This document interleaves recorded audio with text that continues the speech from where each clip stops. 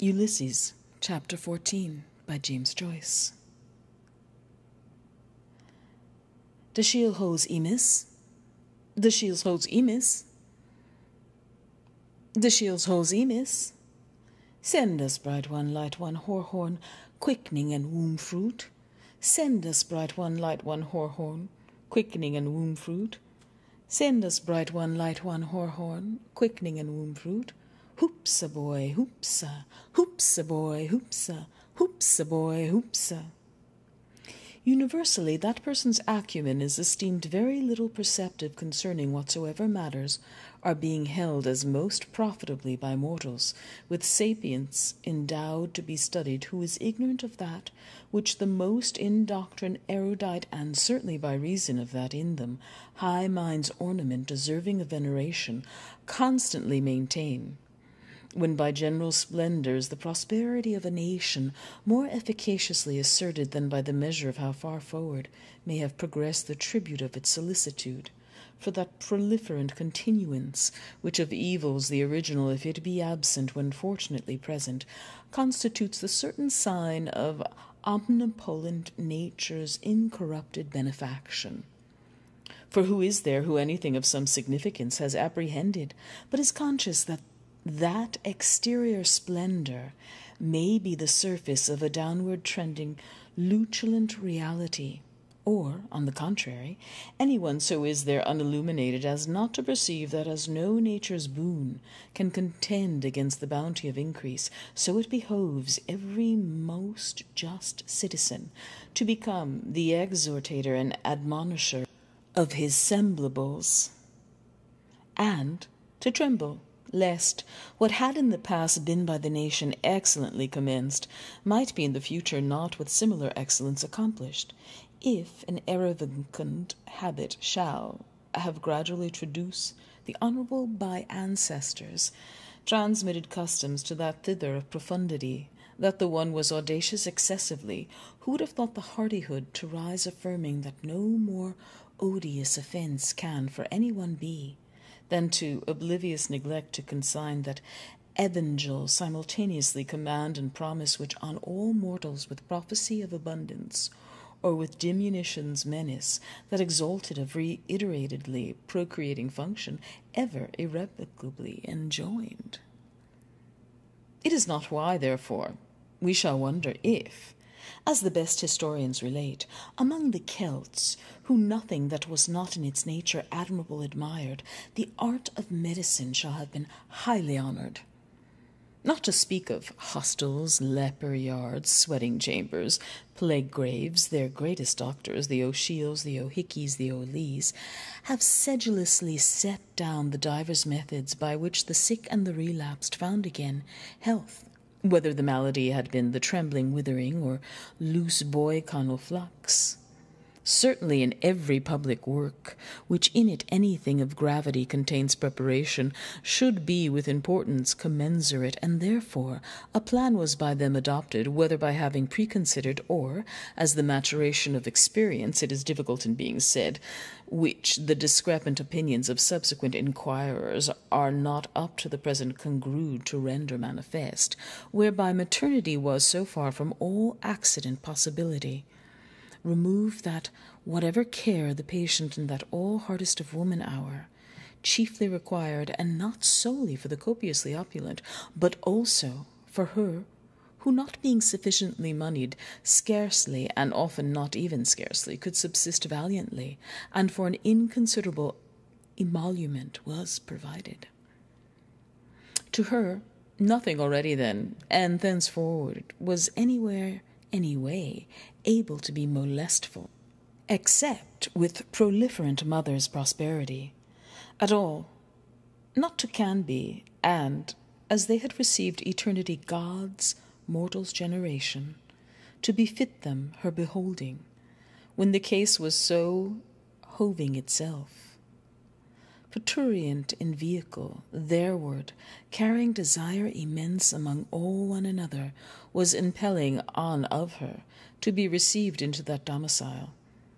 O thing of prudent nation, not merely in being seen, but also even in being related worthy of being praised, that they her by anticipation went seeing mother, that she by them suddenly to be about to be cherished, had been begun, she felt. Before born babe bliss had, within womb one he worshipped. Whatever in that one case done commodiously done was, a couch by midwives attended with wholesome food reposeful, cleanest swaddles as though forth-bringing were now done, and by wise foresight set. But to this no less of what drugs there is need and surgical implements, which are pertaining to her case, not omitting aspect of all very distracting spectacles in various latitudes, by our terrestrial orb offered together with images, divine and human, the cogitation of which by sea-junct females is to tumescence conducive, or eases issue in the high, sun-bright, well-built, fair home of mothers, when, ostensibly far gone and reproductive, it is come by her thereto to lie in, her term up. Some man that wayfaring was stood by house door at night's oncoming. Of Israel's folk was that man that on earth wandering far had fared. Stark ruth of man his errand that him alone led till that house. Of that house a horn is lord, 70 beds keeps he. There teeming mothers are wont, that they lie for to thaw, and bring forth bairns. Hail, so God's angel to Mary quoth. Watchers tway their walk, white sisters in wards sleepless. Smarts they still, sickness soothing, in 12 moons thrice and 100. Truest bed-thanes they twain are, for horn holding wariest ward. In ward wary the watcher hearing come, that man mild-hearted eft rising with swire, wimpled to him her gate wide undid. Lo, levin leaping lightens in eye blink Ireland's westward welkin. Full she drad that God the Wreaker all mankind would fordo with water for his evil sins. Christ's rude made she on breastbone, and him drew that he would rather infare under her thatch. That man her will wotting worthful went in Horn's house.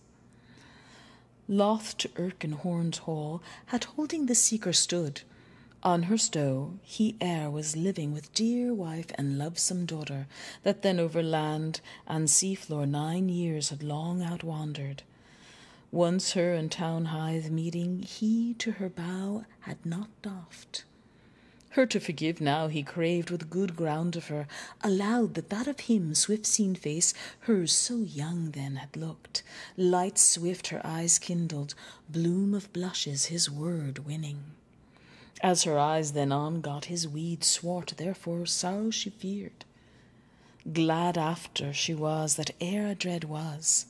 Had he asked if O'Hare doctor tidings sent from far coast, and she with grateful sigh him answered that O'Hare doctor in heaven was.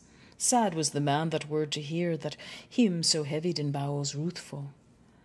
All she there told him, ruing death for friend so young, algot sore unwilling God's right wiseness to say. She said that he had a fair, sweet death through God, his goodness with mass priest to be shriven, holy housel and sick men's oil to his limbs. The man then right earnest asked the nun of which death the dead man was died, and the nun answered him and said that he was died in Mona Island through belly crab. 3 year agone come Childermas, and she prayed to God the all-ruthful to have his dear soul in his undeathliness. He heard her sad words, inhaled at sad staring. So stood they there both, a while, in one hope, sorrowing one with other. Therefore every man look to that last end that is thy death, and the dust that gripeth on every man that is born of woman. For as he came naked forth from his mother's womb, so naked shall he wend at last, for to go as he came. The man that was come into the house then spoke to the nursing woman, and he asked her how it fared with the woman that lay there in childbed. The nursing woman answered him and said that that woman was in throes now full 3 days, and that it would be a hard birth unneth to bear, but that now in a little it would be. She said thereto that she had seen many births of women, but never was none so hard as was that woman's birth. Then she set it all forth to him, for because she knew the man that time had lived nigh that house. The man hearkened to her words, for he felt with wonder woman's woe and the travail that they have of motherhood, and he wondered to look on her face that was a fair face for any man to see, but yet was she left after long years a handmaid. 9-12 blood flows chiding her childless. And whiles they spake, the door of the castle was open, and there nighed them a mickle noise as of many that sat there at meat. And there came against the place as they stood a young learning knight, Yecht Dixon. And the traveller Leopold was couth to him, sithen it had happened that they had had ado each with other in the house of Misericord, where this learning knight lay by cause the traveller Leopold came there to be healed, for he was sore wounded in his breast by a spear, wherewith a horrible and dreadful dragon was smitten him, for which he did do make a salve of volatile salt and chrism, as much as he might suffice. And he said now that he should go in that castle for to make merry with them that were there. And the traveller Leopold said that he should go over whither, for he was a man of cautels and subtile. Also the woman was of his avis, and reprieved the learning knight, though she trowed well that the traveller had said thing that was false, for his subtility. But the learning knight would not hear say nay, nor do her mandament, nay, have him in aught contrarious to his list, and he said how it was a marvellous castle, and the traveller Leopold went into the castle for to rest him for a space, being sore of limb after many marches environing in divers lands, and sometime venery. And in the castle was set a board that was of the birchwood of Finlandi, and it was upheld by 4 dwarfmen of that country, but they durst not move more for enchantment. And on this board were frightful swords and knives that are made in a great cavern by swinking demons out of white flames, that they fix then in the horns of buffaloes and stags, that there abound marvellously. And there were vessels that are wrought by the magic of Mahond, out of sea sand and the air by a warlock, with his breath that he blazes into them like to bubbles. And full fair cheer and rich was on the board, that no wight could devise a fuller nay richer. And there was a vat of silver that was moved by craft, to open in the which lay strange fishes, withouten heads, though misbelieving men nigh that this be possible thing, without they see it, natheless they are so. And these fishes lie in an oily water, brought there from Portugal land, because of the fatness that therein is like to the juices of the olive press. And also it was a marvel to see in that castle how by magic they make a compost out of fecund wheat kidneys, out of chaldy, that by aid of certain angry spirits that they do in too, it swells up wondrously, like to a vast mountain. And they teach the serpents there to entwine themselves up on long sticks out of the ground, and of the scales of these serpents they brew a brewage like to mead. And the learning knight let pour for child Leopold a draught, and help thereto the while. All they that were there drank every each. And child Leopold did up his beaver for to pleasure him, and took appertly somewhat in amity, for he never drank no manner of mead, which he then put by, and anon full privily he voided the more, parted in his neighbour's glass, and his neighbour neist not of this. And he sat down in that castle with them, for to rest him there a while. Thanked be Almighty God. This meanwhile, this good sister stood by the door, and begged them at reverence of Jesu, our alder liege lord, to leave their wassailing, for there was above one quick with child, a gentle dame, whose time hied fast. Sir Leopold heard on the upfloor cry on high, and he wondered what cry that it was, whether of child or woman. And I marvel, said he, that it be not come or now. Meseems it dureth over long. And he was ware, and saw a franklin that hight Lenehan on that side the table that was older than any of the t'other, and for that they both were knights virtuous in the one emprise, and eke by cause that he was elder, he spoke to him full gently. But, said he, or be it cause that too long she will bring forth by God his bounty, and have joy of her, childing, for she hath waited marvellous long. And the franklin that had drunken said, expecting each moment to be her next. Also he took the cup that stood tofore him. For him needed never none, asking nor desiring of him to drink. And now drink, said he, fully delectably, and he quaffed as far as he might to their both's health, for he was a passing good man of his lustiness. And Sir Leopold, that was the goodliest guest that ever sat in Scholars' Hall, and that was the meekest man, and the kindest that ever laid husbandly hand under hen, and that was the very truest knight of the world, one that ever did minion service to Lady Gentle, pledged him courtly in the cup. Women's woe with wonder, pondering.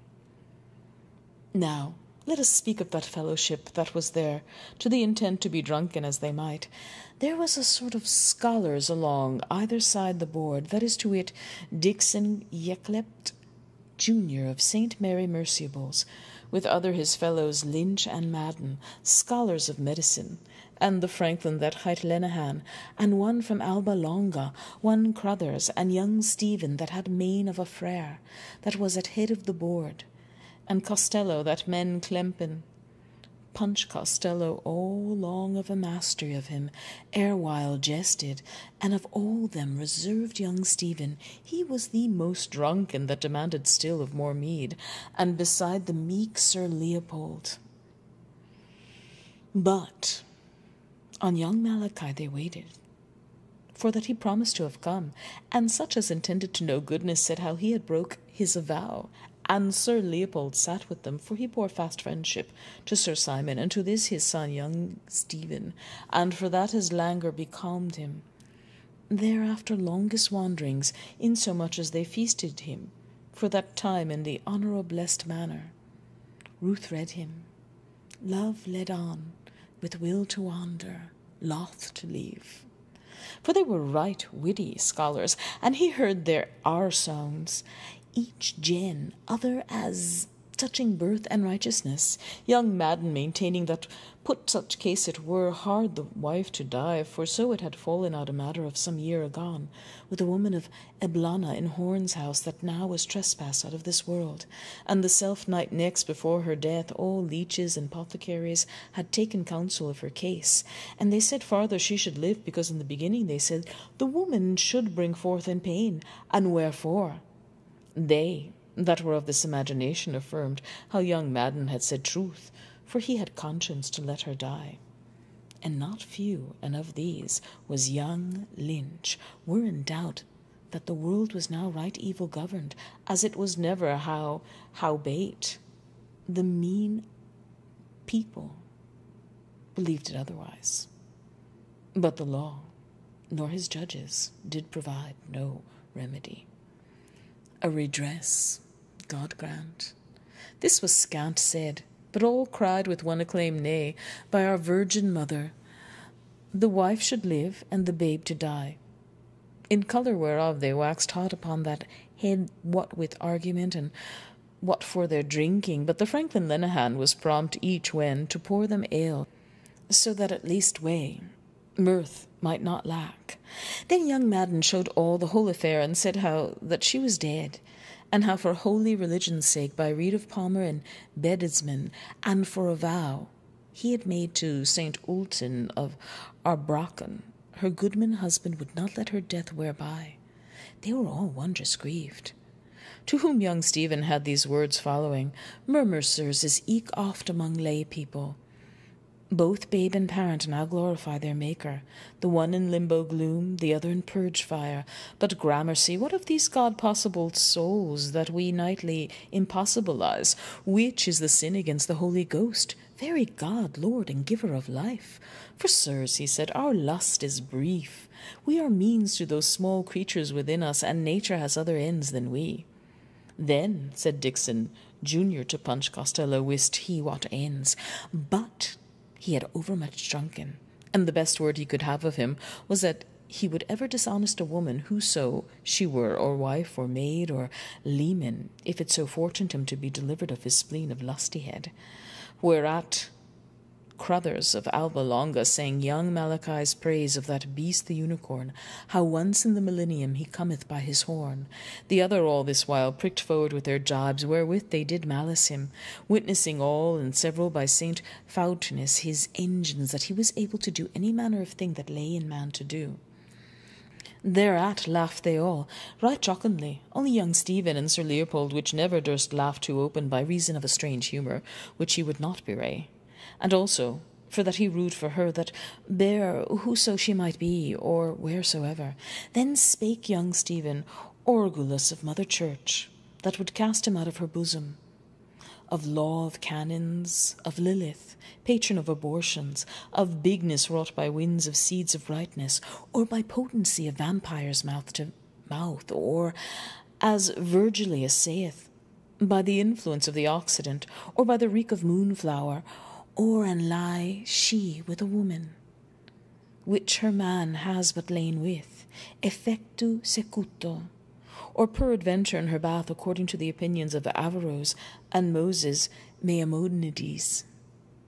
He said also how at the end of the 2nd month a human soul was infused, and how in all our Holy Mother foldeth ever souls for God's greater glory, whereas that earthly mother, which was but a dam to bear beastly, should die by canon, for so saith he that holdeth the fisherman's seal, even that blessed Peter, on which rock was Holy Church for all ages founded.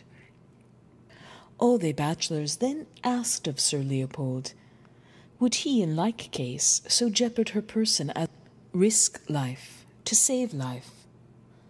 A wariness of mind, he would answer as fitted all, and laying hand to jaw, he said, dissembling, as his wont was, that, as it was informed him, who had ever loved the art of physic as might a layman, and agreeing also with his experience of so seldom seen an accident, it was good for that Mother Church belike at one blow had birth and death pence, and in such sort deliverly he scaped their questions. That is truth, party, said Dixon, and, or so I err, a pregnant word. Which hearing young Stephen was a marvellous glad man, and he averred that he who stealeth from the poor lendeth to the Lord, for he was of a wild manner when he was drunken, and that he was now in that taking, it appears, eftsoons. But Sir Leopold was passing grave maugre, his word by cause. He still had pity of the terror-causing shrieking of shrill women in their labour, and he was minded of his good Lady Marian, that had borne him an only man-child, which on his 11th day on live had died, and no man of art could save so dark is destiny. And she was wonder-stricken of heart for that evil hap, and for his burial did him on a fair corslet of lamb's wool, the flower of the flock, lest he might perish utterly, and lie a-keld, for it was then about the midst of winter. And now Sir Leopold, that had of this body no man-child, for an heir looked upon him his friend's son, and was shut up in sorrow, for he forepassed happiness, and as sad as he was, that him failed a son of such gentle courage, for all accounted him of real parts, so grieved he also in no less measure for young Stephen, for that he lived riotously with those wastrels, and murdered his goods with whores. About that present time young Stephen filled all cups that stood empty, so as there remained but little mo, if the prudenter had not shadowed their approach from him, that still plied it very busily, who praying for the Christ, which also, as he said, is vicar of Bray. Now drink we, quod he, Of this mazer and quaff ye this mead, which is not indeed parcel of my body, but my soul's bodiment. Leave ye fraction of bread to them that live by bread alone. Be not afeard neither for any want, for this will comfort more than the other will dismay. See ye here. And he showed them glistering coins of the tribute, and goldsmith notes the worth of £2 19 that he had. He said, for a song which he writ. They all admired to see the foresaid riches in such dearth of money as was here before. His words were then these as followeth. Know all men, he said, time's ruins build eternity's mansions. What means this? Desire's wind blasts the thorn tree, but after it becomes from a bramble bush to be a rose upon the root of time. Mark me now, in woman's womb, word is made flesh, but in the spirit of the Maker all flesh that passes becomes the word that shall not pass away. This is the post-creation, omnis caro ad ted vivienet. No question but her name is Puissant, who avenged the dear course of her Agenbire, healer unheard, our mighty mother, and mother most venerable, and Bernardus saith aptly that she hath an omnipotium desperae supplicam, that is to say, an almightiness of petition, because she is the second Eve, and she won us, saith Augustine too, whereas that other, our grandam, which we are linked up with by successive anamostosis of navel cords, sold us all, seed, breed, and generation, for a penny pippin. But here is the matter now, or she knew that second, I say, and was but creature of her creature, Vergine Madre, filia di tui filio.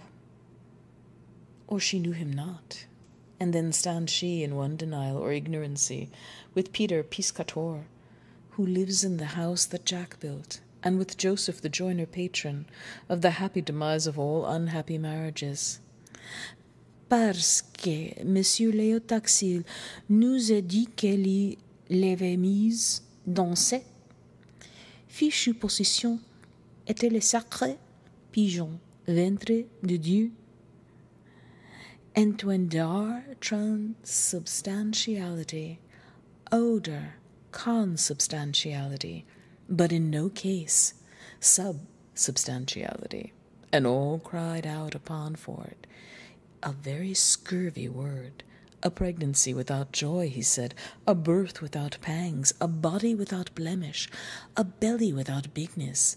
Let the lewd with faith and fervour worship. With will we withstand with say. Hereupon Punch Costello dinged with his fist upon the board and would sing a bawdy catch staboo stabella about a wench that was put in pod of a jolly swashbuckler in Almany, which he did straightways now attack. The first 3 months she was not well, staboo. When here Nurse Quigley from the door angrily bid them hist, ye should shame you. Nor was it not meet as she remembered them, being her mind was to have all orderly against Lord Andrew come, for because she was jealous that no gasteful turmoil might shorten the honour of her guard. It was an ancient and a sad matron, of a sedate look and Christian walking, in habit done, beseeming her megrims and wrinkled visage. Nor did her hortative want of it effect, for incontinently Punch Costello was of them embraded. And they reclaimed the churl with civil rudeness some, and shaked him with menace of blandishments, others, whiles they all chode him. A murrain seized the dolt. What a devil he would be at, thou chuff, thou puny, thou got in pea-straw, thou loozle, thou chitterling, thou spawn of a rebel, thou dyke-dropped, thou abortion, thou, to shut up his drunken drool out of that like a curse of God, ape, the good Sir Leopold that had for his cognizance the flower of quiet, margarine gentle, advising also the time's occasion as most sacred and most worthy to be most sacred. In Horn's house rest should reign. To be short, this passage was scarce, when Master Dixon of Mary and Eccles, goodly grinning, asked young Stephen what was the reason why he had not decided to take friar's vows. And he answered him, obedience in the womb, chastity in the tomb, but involuntary poverty all his days. Master Lenehan at this made return that he had heard of those nefarious deeds, and how, as he heard hereof counted, he had besmirched the lily virtue of a confiding female, which was corruption of minors, and they all intershowed it too, waxing merry and toasting to his fathership. But he said very entirely it was clean contrary to their suppose, for he was the eternal Son and ever virgin.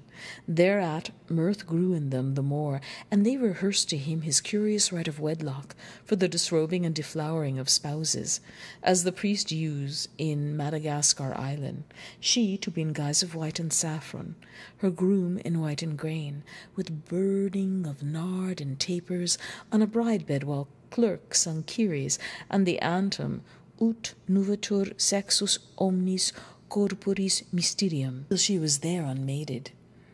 He gave them a much admirable hymen minim by those delicate poets Masters John Fletcher and Master Francis Beaumont, that is in their Maid's Tragedy, that was a writ for a like twining of lovers.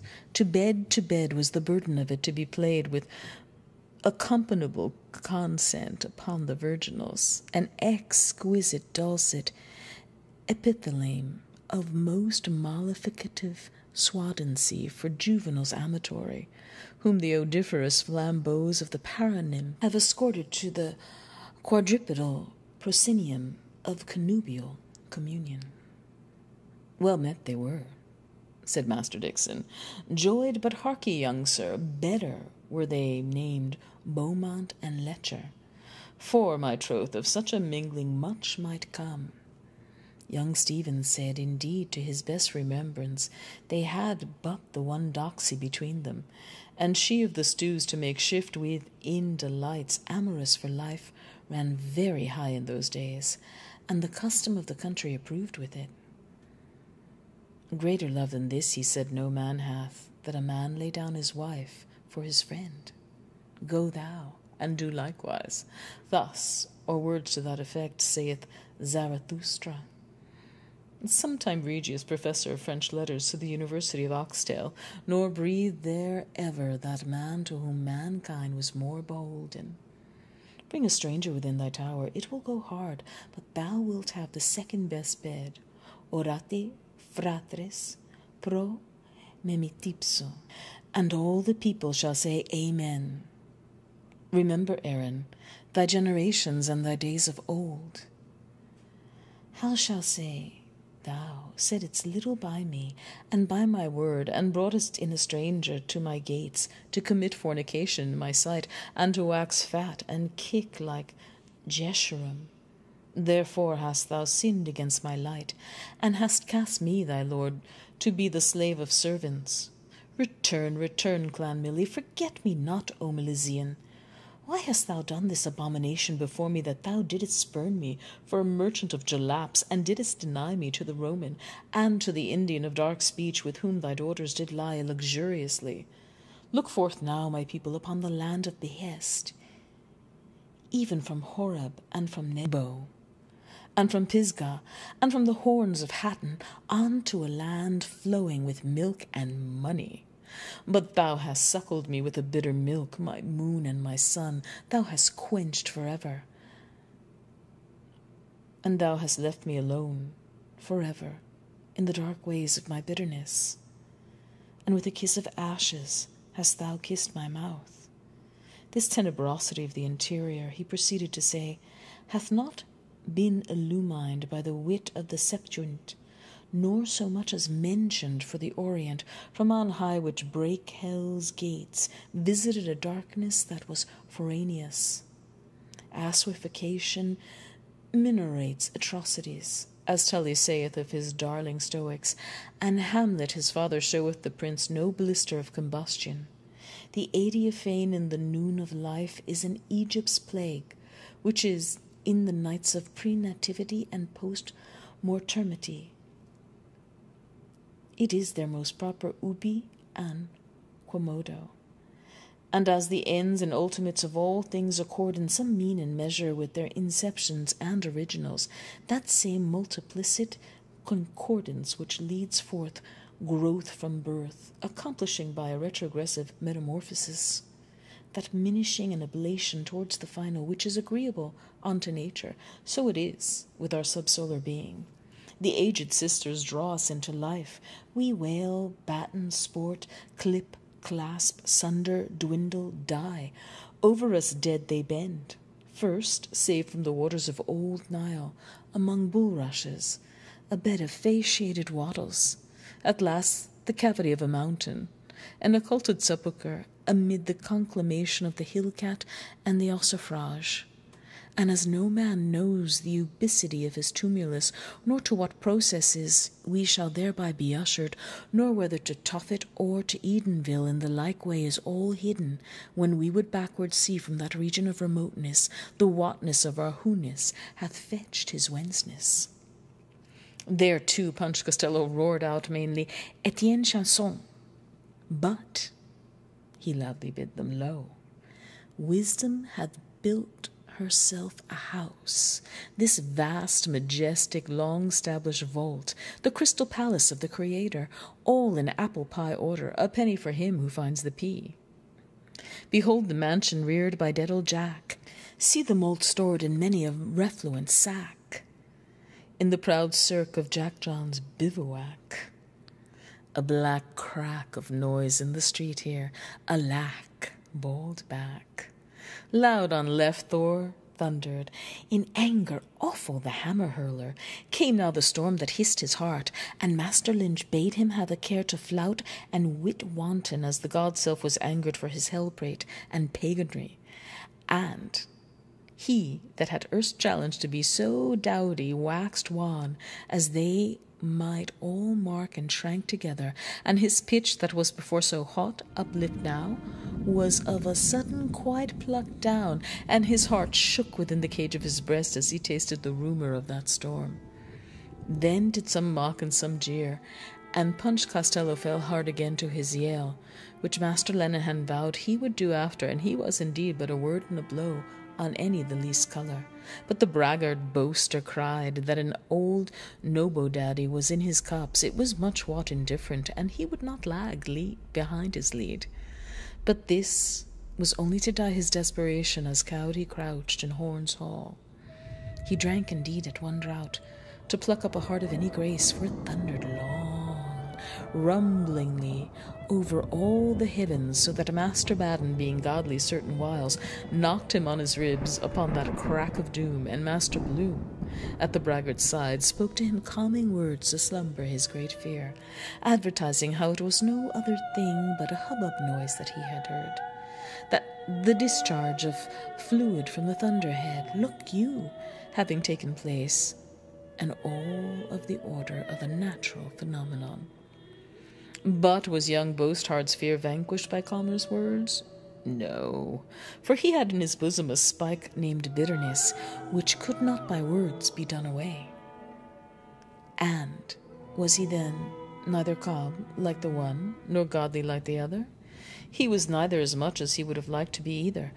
But could he not have endeavoured to have found again, as in his youth, the bottle holiness, that then he lived withal?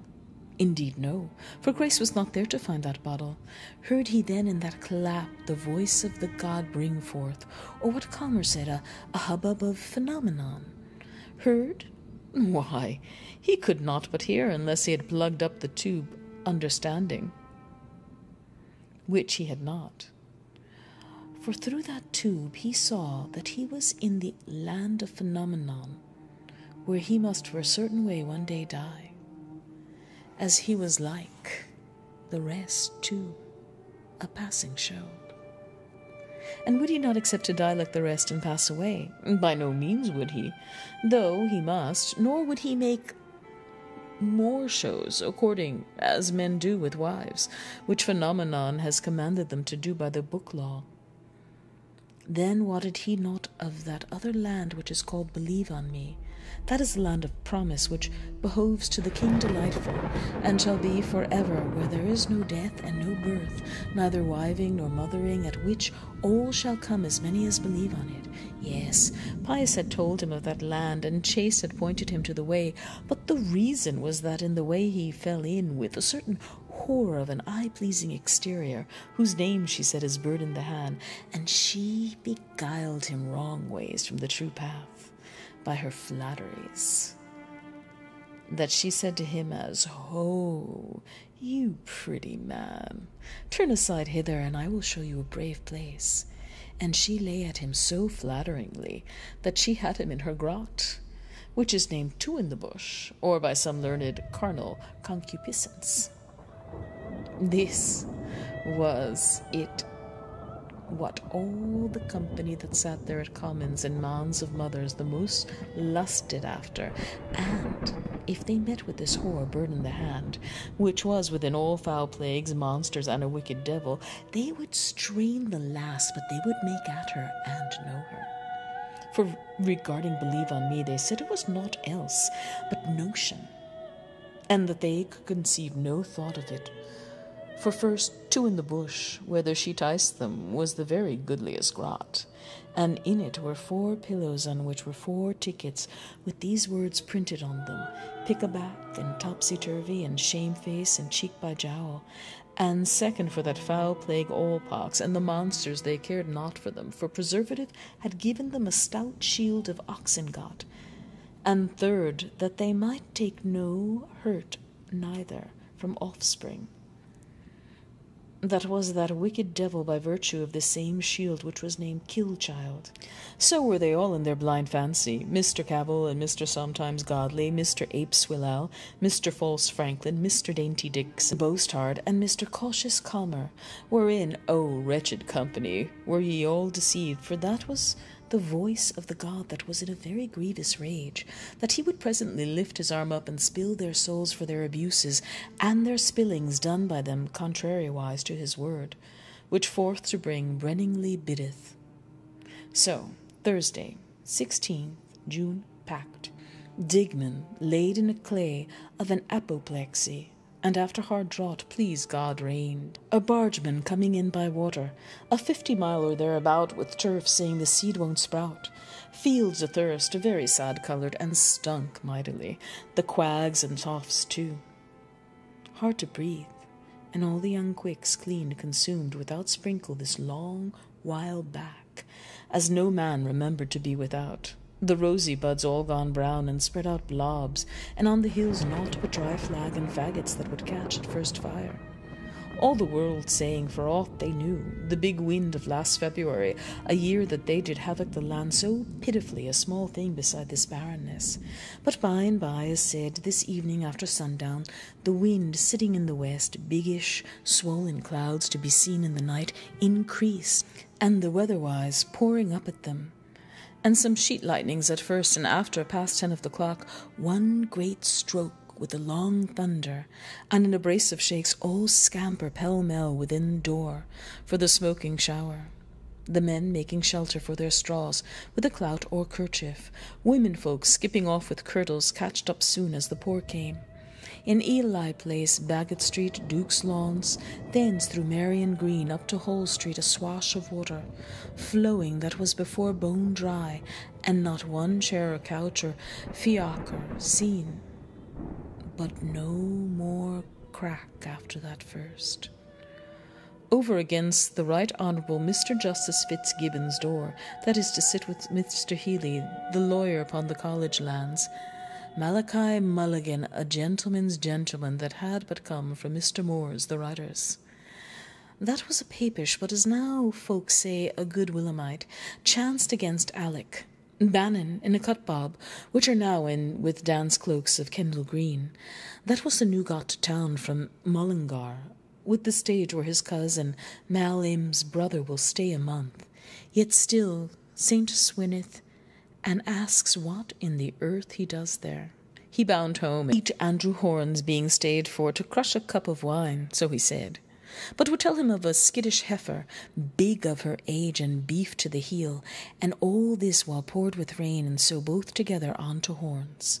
There, Leop Bloom of Crawford's Journal, sitting snug with a covey of wags, likely brangling fellows, Dixon Jun, scholar of My Lady of Mercies, Vin Lynch, a Scots fellow, Will Madden, T. Lenehan, very sad about a racer he fancied, and Stephen D. Leop Bloom, there for a languor he had, but was now better, he having dreamed tonight a strange fancy of his dame Mrs. Mall, with red slippers on and a pair of turkey trunks, which is thought by those in ken to be for a change, and Mistress Purefoy there, that got in through pleading her belly, and now on the stools, poor body, 2 days past her term, and the midwife sore put to it, and can't deliver, she queasy for a bowl of rice slop.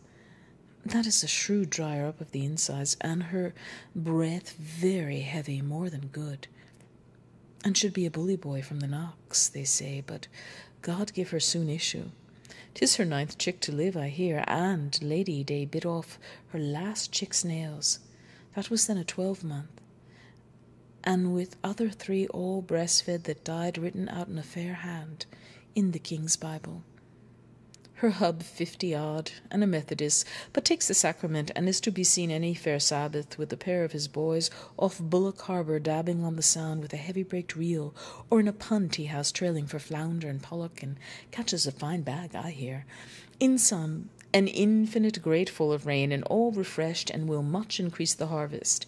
Yet those in ken say after wind and water fire shall come, for prognostication of Malachi's almanac, and I hear that Mr. Russell has done a prophetical charm of the same gist out of the Hindustanish for his Farmer's Gazette, to have 3 things in all, but this a mere fetch without bottom of reason for old crones and bairns, yet sometimes they are found on the right guess, with their queerities no telling how. With this came up Lenehan to the feet of the table to say how the letter was in that night's Gazette, and he made a show to find it about him, for he swore with an oath that he had been at pains about it, but on Stephen's persuasion he over the search, and was bidden to sit near by, which he did, mighty brisk. He was a kind of sport gentleman, that went for a Merry Andrew or honest pickle, and what belonged of women, horse-flesh or hot scandal, he had it pat.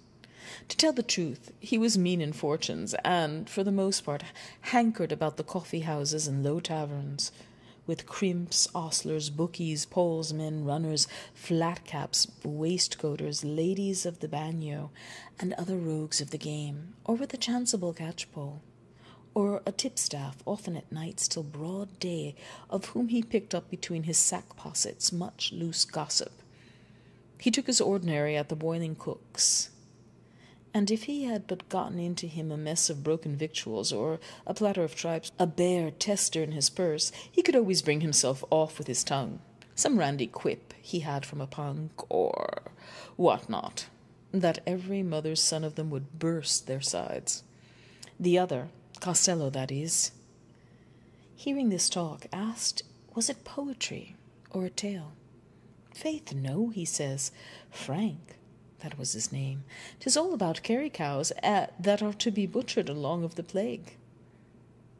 But they can go hang, says he with a wink, for me with their bully beef a pox on it. There's as good fish in this tin as ever came out of it, and very friendly he offered to take some of the salty sprats that stood by, which he had eyed wishly in the meantime, and found the place which was indeed the chief design of his embassy, as he was the sharpest. Mortals vache, says Frank. Then, in the French language, that had been indentured to a brandy shipper that has a wine lodge in Bordeaux, and he spoke French like a gentleman too.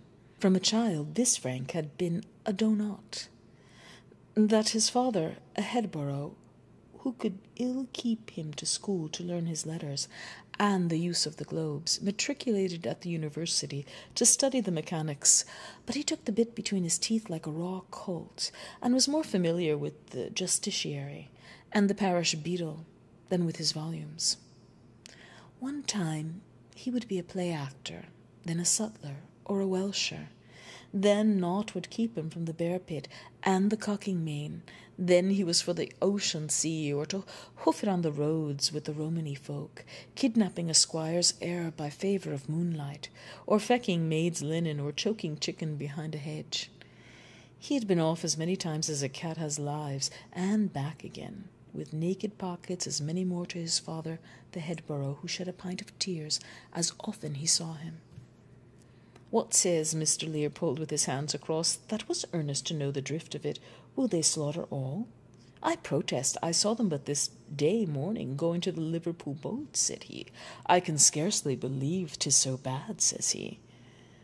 And he had the experience of the like brood beasts and of the springers, greasy hoggets, and weatherwool, having some years before actuary for Mr. Cuff, a worthy salesmaster that drove his trade for livestock and meadow auctions hard by Gavin Low's yard in Prussia Street. I question with you, there, says he. More like 'tis the hoofs, the timber tongue. Mr. Stephen, a little moved but very handsomely, told him no such matter, and that he had dispatches from the Emperor's chief tail-tickler thanking him for the hospitality. That was sending over Dr. Rinderpest, the best-quoted cowcatcher in all Muscovy, with a bolus or two of physic to take the bull by the horns. Come, come, says Mr. Vincent, plain dealing. He'll find himself on the horns of a dilemma if he meddles with a bull that's Irish, says he. Irish by name and Irish by nature, says Mr. Stephen, and he sent the ale purling about an Irish bull in an English china shop. I conceive you, says Mr. Dixon. It is that same bull that was sent to our island by Farmer Nicholas, the bravest cattle breeder of them all, with an emerald ring in his nose. True for you, says Mr. Vincent, cross the table, and a bull's-eye into the bargain, says he, and a plumper and portlier bull, says he, never shit on shamrock. He had horns galore, a coat of cloth of gold, and a sweet smoky breath coming out of his nostrils, so that the women of our island, leaving dough balls and rolling pins, followed after him, hanging his bullness in daisy chains. What for that? Says Mr. Dixon. But before he came over, Farmer Nicholas, that was a eunuch, had him properly gelded by a college of doctors who were no better off than himself. So be off now, says he, and do all my cousin German the Lord Harry tells you, and take a farmer's blessing. And with that he slapped his posteriors very soundly.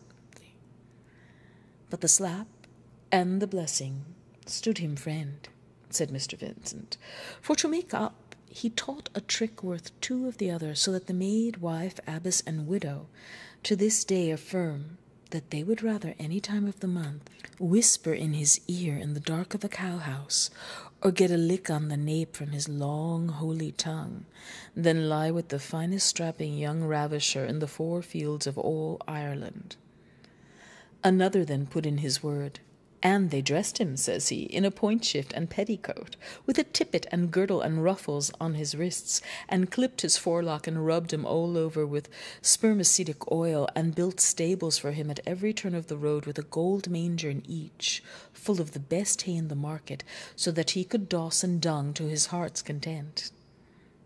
By this time the father of the faithful, for so they called him, was grown so heavy that he could scarce walk to pasture, to remedy which our cozening dames and damsels brought him his fodder in their apron laps, and as soon as his belly was full he would rear up on his hind quarters to show their ladyships a mystery, and roar and bellow out of him in bull's language, and they all after him. Ay, says another, and so pampered was he that he would suffer naught to grow in all the land but green grass for himself, for that was the only colour to his mind. And there was a board put up on a hillock in the middle of the island, with a printed notice saying, By the Lord Harry, green is the grass that grows on the ground. And, says Mr. Dixon, if he ever got scent of a cattle raider in Roscommon, or the wilds of Connemara, or a husband in Sligo, that was sowing as much as a handful of mustard or a bag of rapeseed, out he'd run amuck over half the countryside, rooting up with his horns whatever was planted, and all by Lord Harry's orders. There was bad blood between them at first, says Mr. Vincent, and the Lord Harry called Farmer Nicholas all the old nicks in the world, and old whoremaster that kept 7 trolls in his house, and I'll meddle in his matters, says he. I'll make that animal smell hell, says he, with the help of that good pizzle my father left me. But one evening, says Mr. Dixon, when the Lord Harry was cleaning his royal pelt to go to dinner after winning a boat race, he had spade oars for himself, but for the first rule of the course was that the others were to row with pitchforks. He discovered in himself a wonderful likeness to a bull, and on picking up a black-thumbed chapbook that he kept in the pantry, he found sure enough that he was a left-handed descendant of the famous champion bull of the Romans, Bos Bovum, which is good bog Latin for boss of the show. After that, says Mr. Vincent, the Lord Harry put his head into a cow's drinking trough in the presence of all his courtiers, and pulling it out again told them all his new name. Then, with the water running off him, he got into an old smock and skirt that belonged to his grandmother, and bought a grammar of the bull's language to study, but he could never learn a word of it except the first personal pronoun, which he copied out big, and got off by heart, and if he ever went out for a walk, he filled his pockets with chalk, to write it upon what he took his fancy, the side of a rock, or a tea-house table, or a bale of cotton, or a cork float. In short, he and the Bull of Ireland were soon as fast friends as an arse and a shirt. They were, says Mr. Stephen, and the end was that the men of the island, seeing no help was toward, as the ungrate women were all of one mind, made a wary raft, and loaded themselves and their bundles of chattels on shipboard, set all masts erect, manned the yards, sprang their luff, heaved to, spread 3 sheets in the wind, put her head between wind and water, weighed anchor, ported her helm, ran up the Jolly Roger, gave 3 times 3, let the Bulgan run, pushed off in their bumboat, and put to sea to recover the main of America, which was the occasion, says Mr. Vincent, of the composing by a boatswain of that rollicking shanty, Pope's Peter but a piss a bed, a man's a man for all that. Our worthy acquaintance, Mr. Malachi Mulligan, now appeared in the door as the students were finishing their apologue, accompanied by a friend whom he had re-encountered, a young gentleman, his name Alec Bannon, who had come late to town, it being his intention to buy a colour or a cornetcy in the Fencibles, and list for the wars. Mr. Mulligan was civil enough to express some relish of it, all the more as it jumped with a project of his own, for the cure of the very evil that had been touched upon. Whereat he handed round to the company a set of pasteboard cards which he had printed that day at Quinnell's, bearing a legend printed in fair italics, Mr. Malachi Mulligan. Fertilizer and incubator, Lamway Island. His project, as he went on to expound, was to withdraw from the round of idle pleasures such as form the chief business of Sir Fopling Popinjay and Sir Milksop Quinnog in town, and to devote himself to the noblest task for which our bodily organism has been framed. "Let us hear of it, good my friend," said Mr. Dixon. "I make no doubt it smacks of wenching." "Come, be seated both. 'Tis as cheap sitting as standing."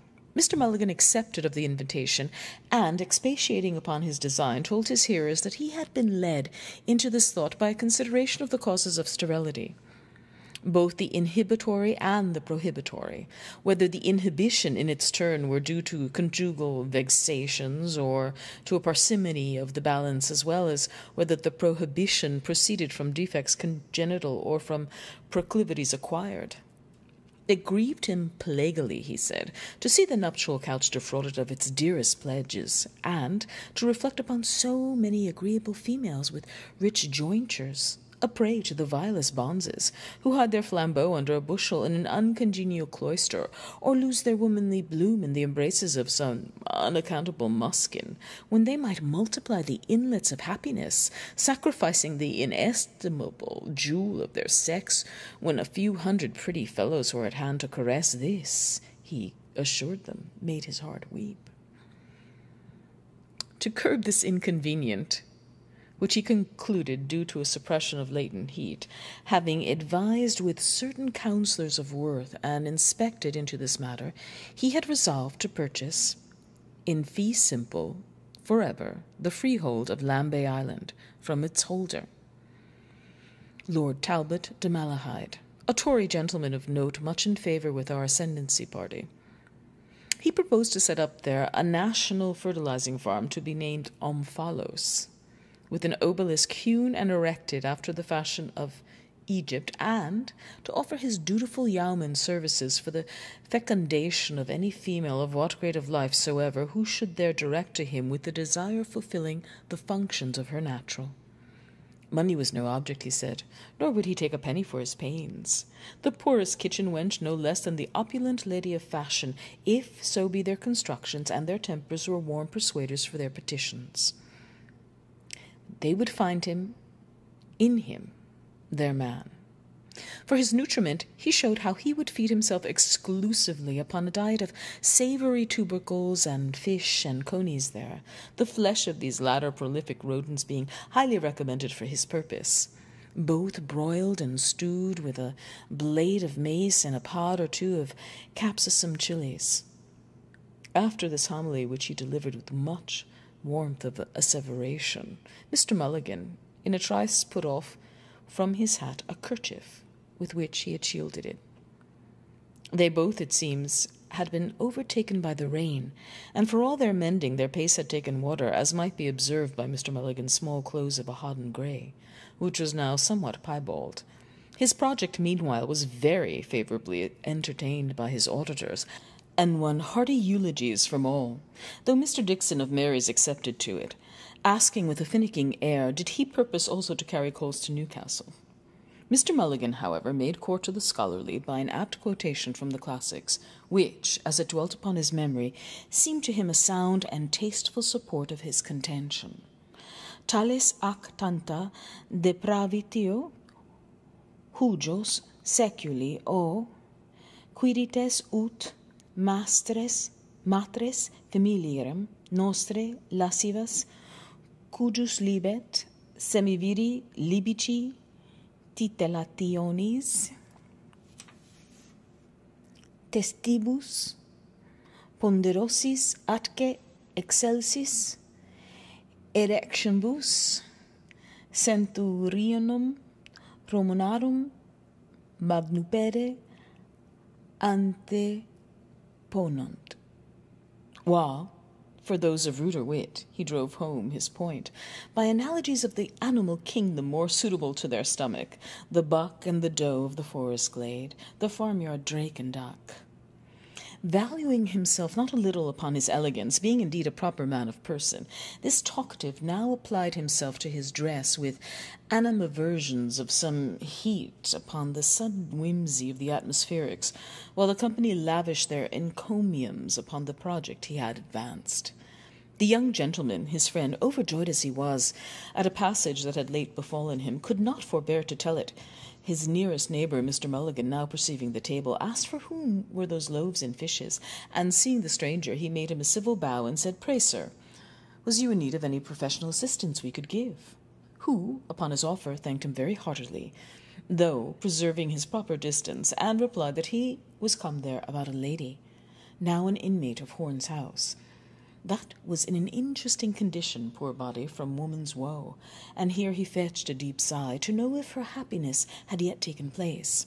Mr. Dixon, to turn the table, took on to ask of Mr. Mulligan himself whether his incipient ventripotence, upon which he had rallied him, betokened an ovoblastic gestation in the prostatic utricle, or male womb, or was due, as with the noted physician, Mr. Austin Meldon, to a wolf in the stomach.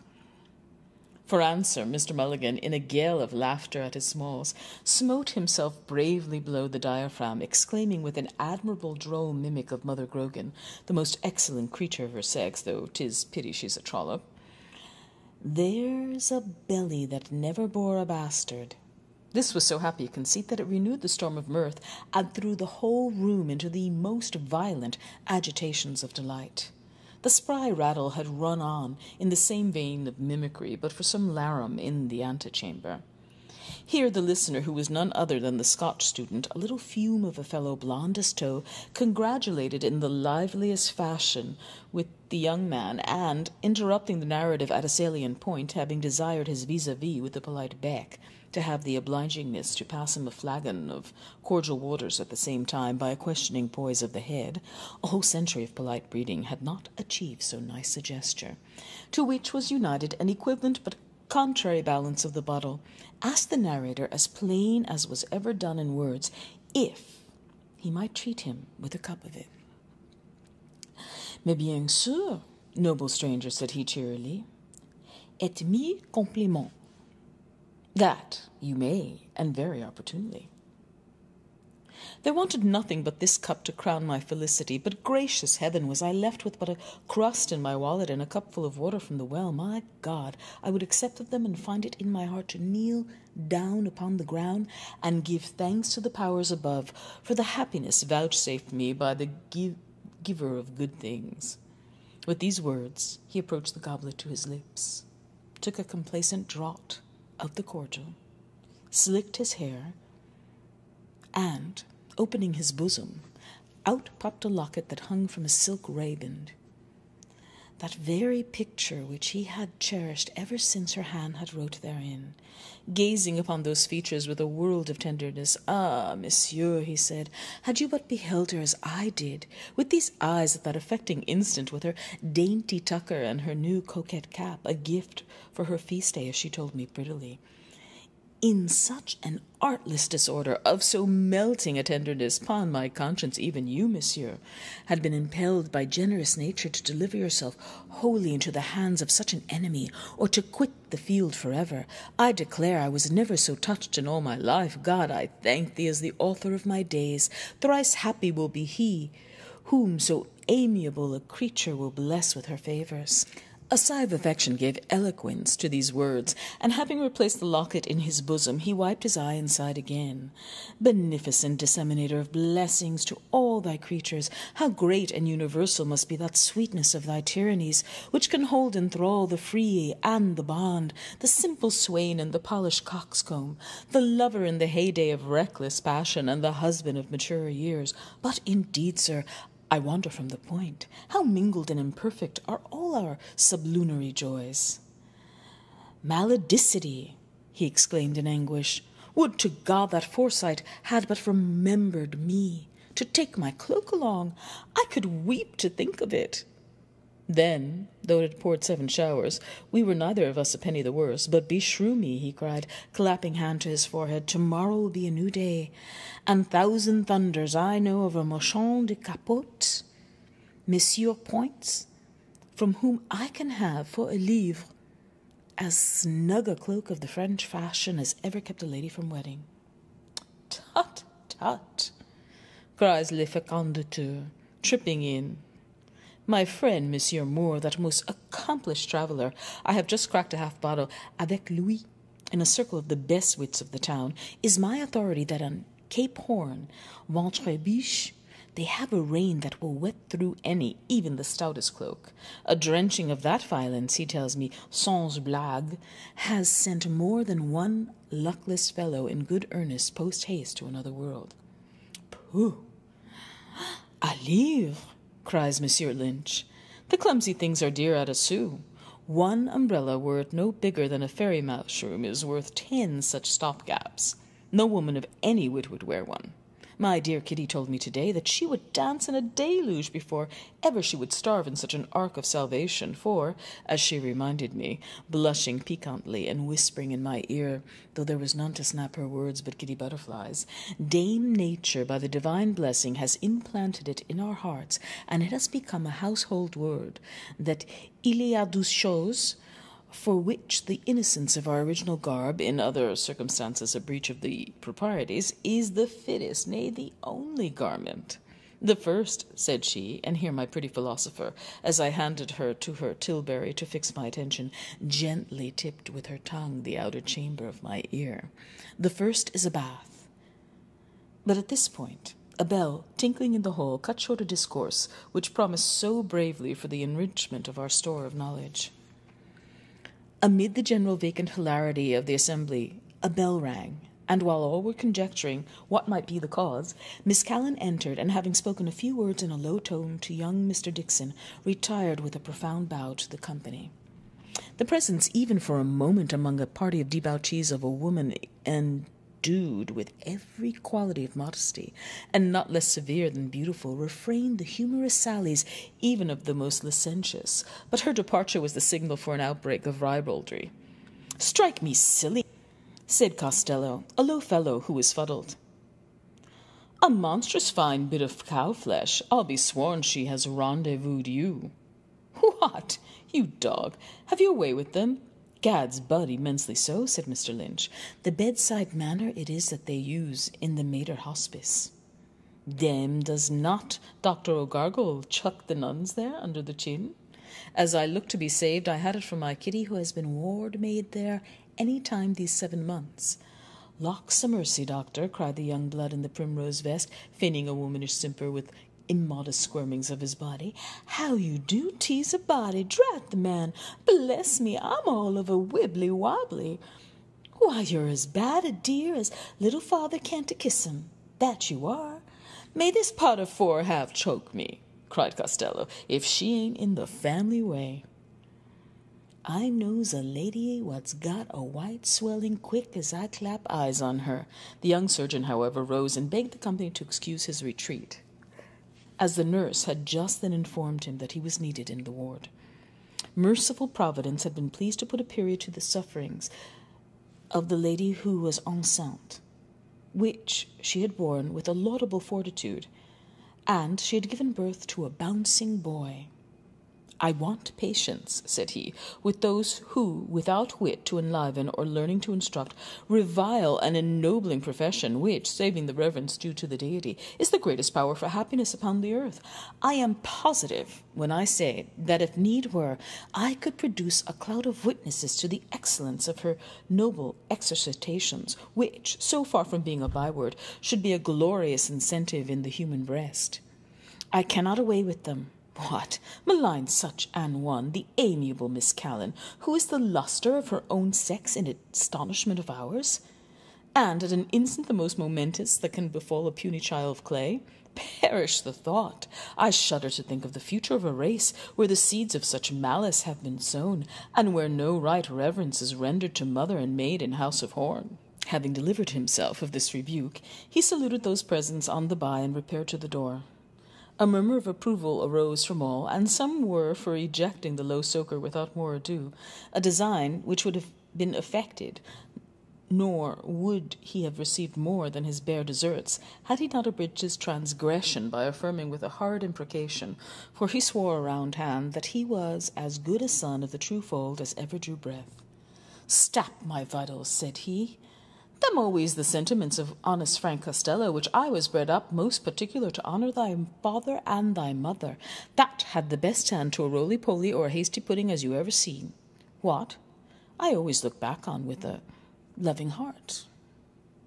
To revert to Mr. Bloom, who after his first entry had been conscious of some impudent mocks, which he however had borne with as being the fruits of that age upon commonly charged that it knows not pity. The young sparks, it is true, were full of extravagancies as overgrown children. The words of their tumultuary discussions were difficultly understood, and not often nice. Their testiness and outrageous mots were such that his intellects resiled from, nor were they scrupulously sensible of the proprieties, though their fund of strong animal spirits spoke in their behalf. But the word of Mr. Costello was an unwelcome language for him, for he nauseated the wretch that seemed to him a crow-paired creature of a misshapen gibosity, born out of wedlock and thrust like a crook-back tooth and feet first into the world, which the dint of the surgeon pliers in his skull lent indeed a colour to, so as to put him in thought of that missing link of creation's chain desiderated by the late ingenious Mr. Darwin. It was now for more than the middle span of our allotted years that he had passed through the 1,000 vicissitudes of existence, being of a wary ascendancy, and self a man of rare forecast. He had enjoined his heart to repress all motions of a rising choler, and by intercepting them with the readiest precaution foster within his breast that plenitude of sufferance which base minds jeer at, rash judges scorn, and all find tolerable and but tolerable.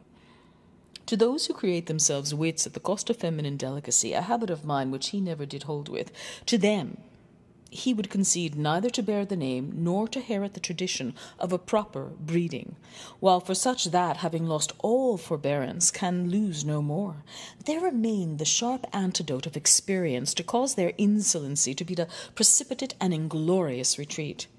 Not but what he could feel with meddlesome youth, which, caring not for the mouths of doters or the gruntlings of the severe, is ever, as the chaste fancy of the holy writer expresses it, for eating of the tree forbid it, yet not so far forth as to pretermit humanity upon any condition soever towards a gentlewoman, when she was about her lawful occasions. To conclude, while from the sister's words he had reckoned upon a speedy delivery, he was, however, it must be owned, not a little alleviated by the intelligence that the issue so auspicated after an ordeal of such duress now testified once more to the mercy, as well as to the bounty, of the Supreme Being.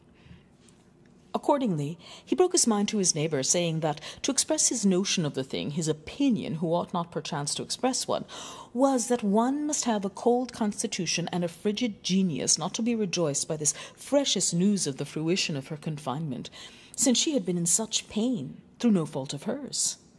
The dressy young blade said it was her husband's that put her in that expectation, or, at least, it ought to be, unless she were another Ephesian matron. "I must acquaint you," said Mr. Cruthers, clapping on the table so as to evoke a resonant comment of emphasis. "Old Glory Alu Jurum was round again today, an elderly man with Dundridges, preferring through his nose a request to have word with Wilhelmina, my life, as he calls her. I bade him hold himself in readiness for that. The event would burst anon. 'Slife, I'll be round with you. I cannot but extol the virile potency of the old bucko, that could still knock another child out of her.' All fell to praising of it, each after his own fashion, though the same young blade held with his former view that another than her conjugal had been the man in the gap, a clerk in orders, a link-boy, virtuous, or an itinerant vendor of articles needed in every household. Singular, communed, the guest with himself, the wonderfully unequal faculty of metempsychosis possessed by them. That the purpural dormitory and the dissecting theatre should be the seminaries of such frivolity, that the mere acquisition of academic titles should suffice to transform in a pinch of time these votaries of levity into exemplary practitioners of an art which most men anywise eminent have esteemed the noblest. But, he further added, it is mayhap to relieve the pent-up feelings that in common oppress them, for I have more than once observed that birds of a feather laugh together. But with what fitness, let it be asked of the noble lord, his patron, has this alien, whom the concession of a gracious prince has admitted to civic rights, constituted himself the lord paramount of our internal polity? Where is now that gratitude which loyalty should have counselled? During the recent war, whenever the enemy had a temporary advantage with his granados, did this traitor to his kind not seize that moment to discharge his peace against the empire, of which he is a tenant at will, while he trembled for the security of his 4%? Has he forgotten this, as he forgets all benefits received? Or is it that from being a deluder of others he has become at last his own dupe, as he is, if report belie him not, his own and his only enjoyer? Far be it from candour to violate the bedchamber of a respectable lady, the daughter of a gallant major, or to cast the most distant reflections upon her virtue, but if he challenges attention there, as it was indeed highly his interest not to have done, then be it so. Unhappy woman, she has been too long and too persistently denied her legitimate prerogative to listen to his objurgations with any other feeling than the derision of the desperate. He says this, a censor of morals, a very pelican in his piety, who did not scruple, oblivious of the ties of nature, to attempt illicit intercourse with a female domestic drawn from the lowest strata of society. Nay, had the hussy scouring-brush not been her tutelary angel, it had gone with her as hard as with Hagar the Egyptian. In the question of the grazing lands, his peevish asperity is notorious, and in Mr. Cuff's hearing brought upon him from an indignant rancher a scathing retort, couched in terms as straightforward as they were bucolic. It ill becomes him to preach what gospel? Has he not nearer home a seed-field that lies fallow, for the want of the ploughshare. A habit reprehensible at puberty is second nature, and an opprobrium in middle life, if he must dispense his balm of Gilead and nostrums and apothegms of dubious taste to restore to health a generation of unfledged profligates. Let his practice consist better with the doctrines that now engross him. His marital breast is the repository of secrets, which decorum is reluctant to adduce. The lewd suggestions of some faded beauty may console him for a consort neglected and debauched, but this new exponent of morals and healer of ills is at his best an exotic tree, which, when rooted in its native orient, throve and flourished and was abundant in balm.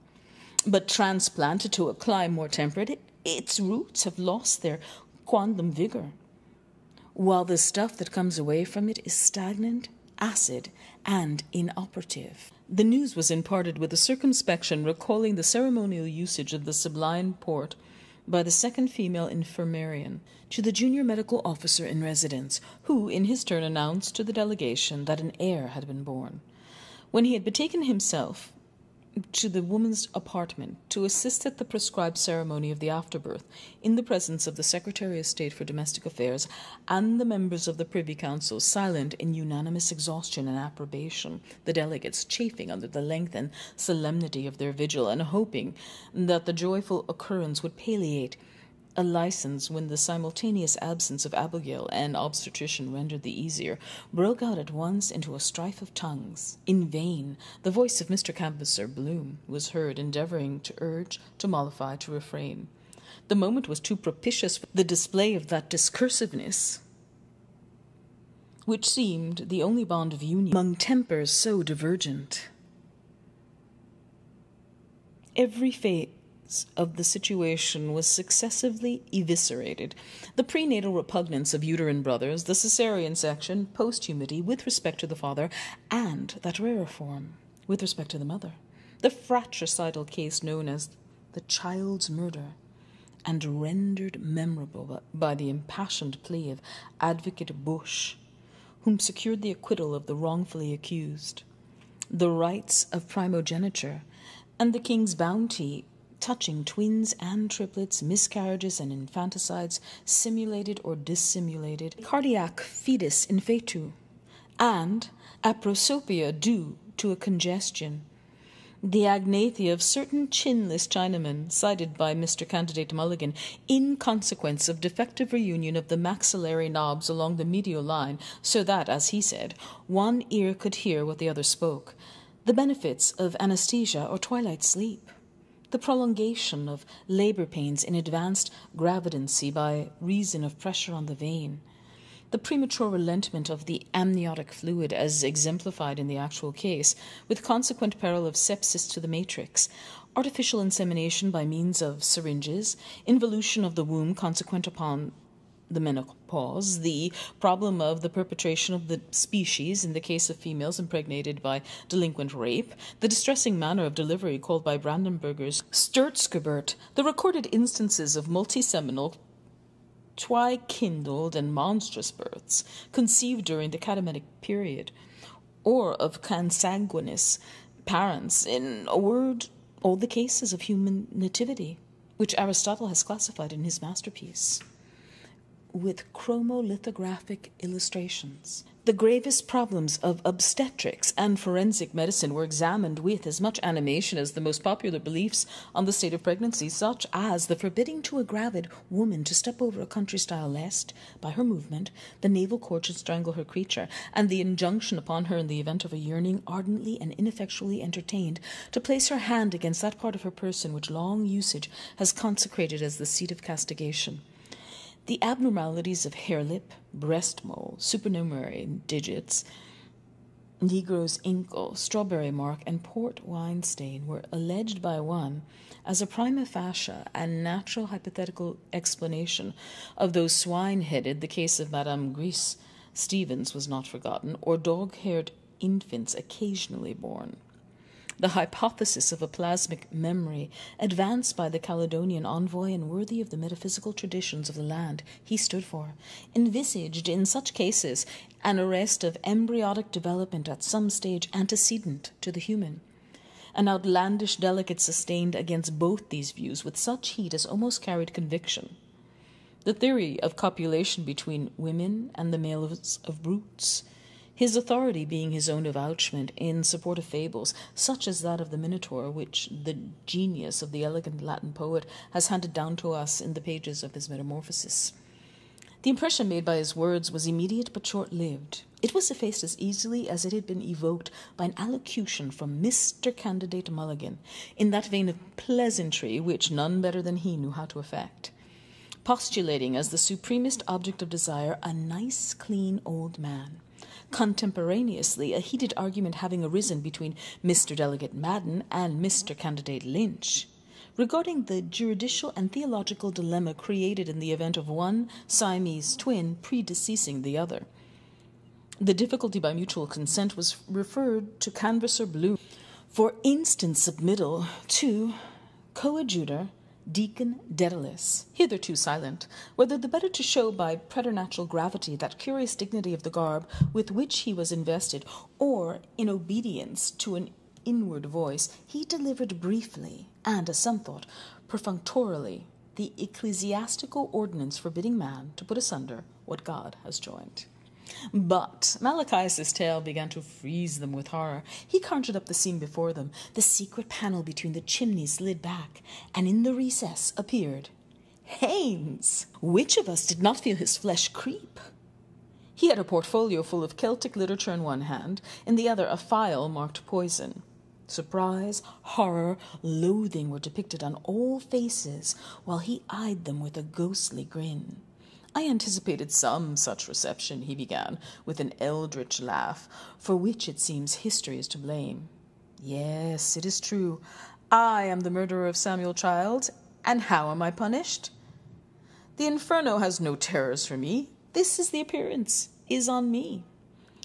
Tear and ages, what would I be resting at all? He muttered thickly, and I, tramping Dublin this while, back with my share of songs, and himself after me like the like of a South or a Bullawarus. My hell in Ireland's is in this life. It is what I try to obliterate my crime. Distractions, rook-shooking, the Erse language, he recited some. Laudanum, he raised the file to his lips. Camping out, in vain. His spectre stalks me. Dope is my only hope. Ah, destruction, the Black Panther. With a cry he suddenly vanished, and the panel slid back. An instant later his head appeared in the door opposite and said, "Meet me at Westland Row Station at 11:10. He was gone. Tears rushed from the eyes of the dissipated host. The seer raised his hand to heaven, murmuring, "The vendetta of Mannanon." The sage repeated, "Lex talionis." The sentimentalist is he who would enjoy without incurring the immense debtorship for a thing done. Malachias, overcome by emotion, ceased. The mystery was unveiled. Haynes was the third brother. His real name was Childs. The Black Panther was himself the ghost of his own father. He drank drugs to obliterate. For this relief, much thanks. The lonely house by the graveyard is uninhabited. No soul will live there. The spider pitches her web in the solitude. The nocturnal rat peers from his hole. A curse is on it. It is haunted. Murderer's ground. What is the age of the soul of man, as she hath the virtue of the chameleon to change her hue at every new approach, to be gay with the merry and mournful with its downcast, so too is her age changeable as her mood. No longer is Leopold, as he sits there ruminating, chewing the cud of reminiscence, that staid agent of publicity and holder of a modest substance in the funds. A score of years are blown away. He's young, Leopold. There, as in a retrospective arrangement, a mirror within a mirror. Hey, presto! He beholdeth himself. That young figure of then is seen, precociously manly, walking on a nipping morning from the old house in Clanbrezil Street to the high school, his book satchel on him bandolier-wise, and in it a goodly hunk of wheaten loaf, a mother's thought. Or it is in the same figure, a year or so gone over, in his first hard hat. Ah, that was a day. Already on the road, a full-fledged traveller for the family firm, equipped with an order book, a scented handkerchief, not for show only, quiverful of compliant smiles for this or that, one housewife reckoning it out on her fingertips, or for a budding virgin shyly acknowledging, but the heart, tell me, he's studied Basimons. The scent, the smile, but more than these, the dark eyes, an oleaginous dress brought home at duskful many a commission to the head of the firm, seated with Jacob's pipe, after like labours in the paternal ingle, a meal of noodles, you may be sure, is a heating. Reading through round horn spectacles, some paper from the Europe of a month before, but hey, presto, the mirror is breathed on, and the young knight-errant recedes, shrivels, dwindles to a tiny speck within the mist. Now he is himself paternal, and these about him might be his sons. Who can say? The wise father knows his own child. He thinks of a drizzling night in Hat Street, hard by the bonded stores there. The first, together, she is a poor waif, a child of shame, yours and mine, and of all for a bare shilling and her luck penny. Together they hear the heavy tread of the watch as two rain-caped shadows pass the new Royal University. Bridie Kelly. He will never forget the name, ever remember the night, first night, the bride night. They are entwined in nethermost darkness, the willer with the willed, and in an instant, fiat, light shall flood the world. Did heart leap to heart? Nay, fair reader, in a breath 'twas done, but hold back, it must not be. In terror the poor girl flees away through the murk. She is the bride of darkness, a daughter of night. She dare not bear the golden sunny babe of the day. No, Leopold, name and memory solace thee not. That youthful illusion of thy strength was taken from thee, and in vain. No son of thy loins is by thee. There is none now to be for Leopold what Leopold was for Rudolph. The voices blend and fuse in clouded silence, silence that is the infinite of space, and swiftly, silently, the soul is wafted over regions of cycles of generations that have lived, a region where grey twilight ever descends, never falls on the wide sage-green pasture fields, shedding her dusk, scattering a perennial dew of stars. She follows her mother with ungainly steps, a mare leading her filly foal. Twilight phantoms are they, yet moulded in prophetic grace of structure. Slim, shapely haunches, a supple tendinous neck, the meek, apprehensive skull. They fade, sad phantoms, all is gone. Agendath is a wasteland, a home of screech owls and the sand-blind upupa. Netium, the golden, is no more. And on the highway of the clouds they come, muttering thunder of rebellion, the ghosts of beasts. Hurrah! Hark! Hurrah! Parallax stalks behind and goads them, the lancinating lightnings of whose brow are scorpions, elk and yak, the bulls of Bashan and of Babylon, mammoth and mastodon, they come trooping to the sunken sea.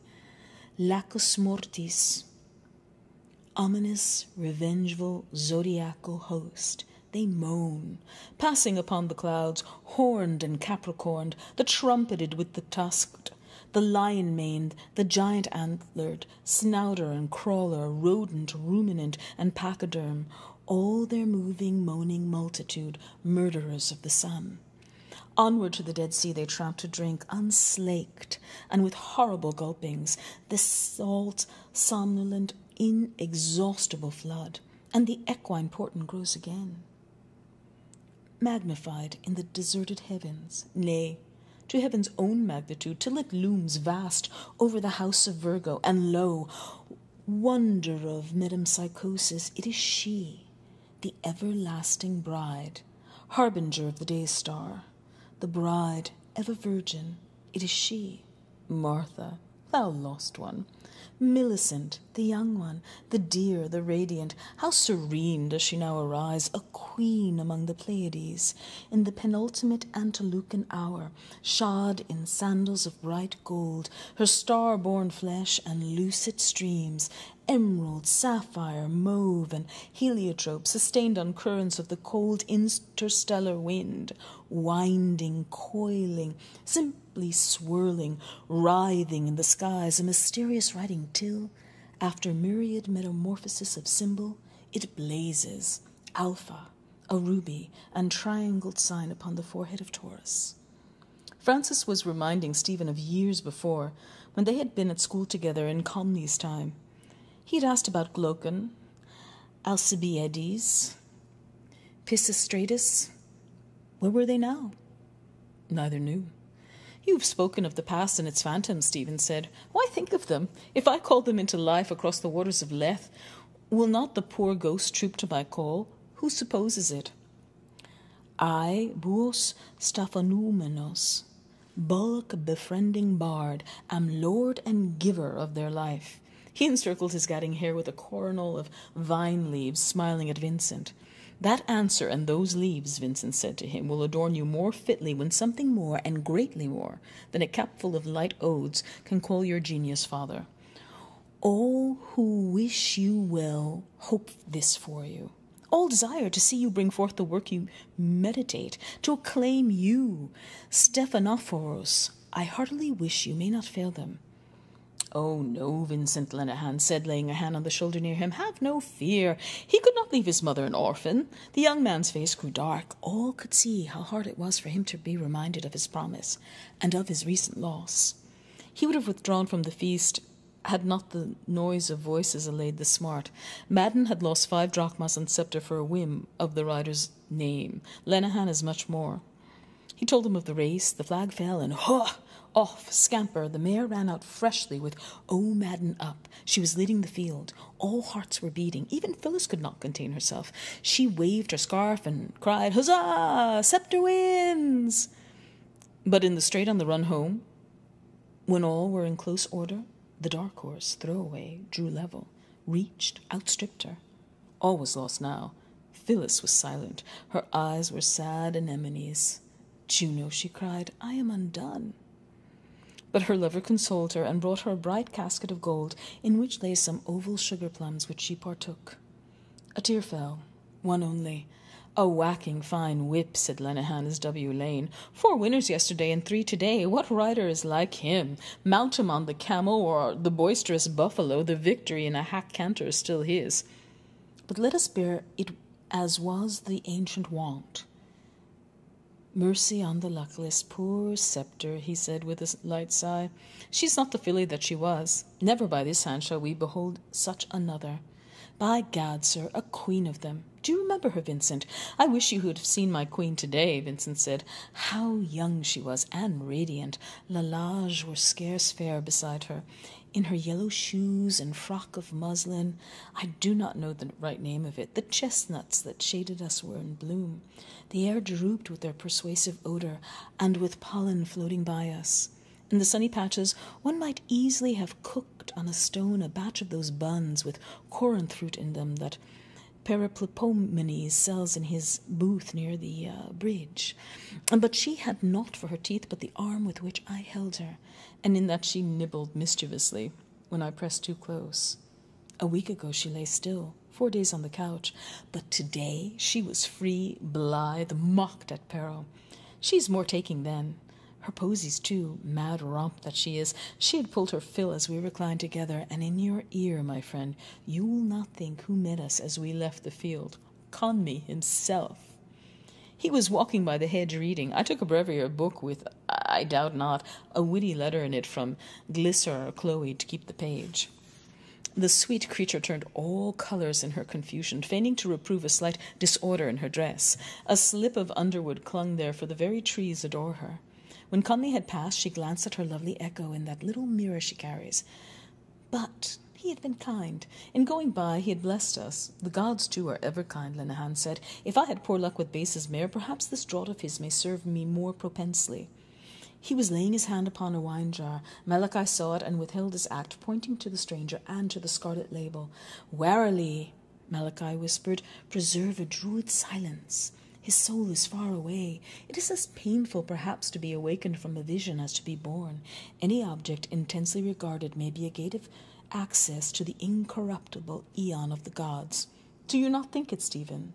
"Theosophos told me so," Stephen answered, whom in a previous existence Egyptian priests initiated into the mysteries of karmic law.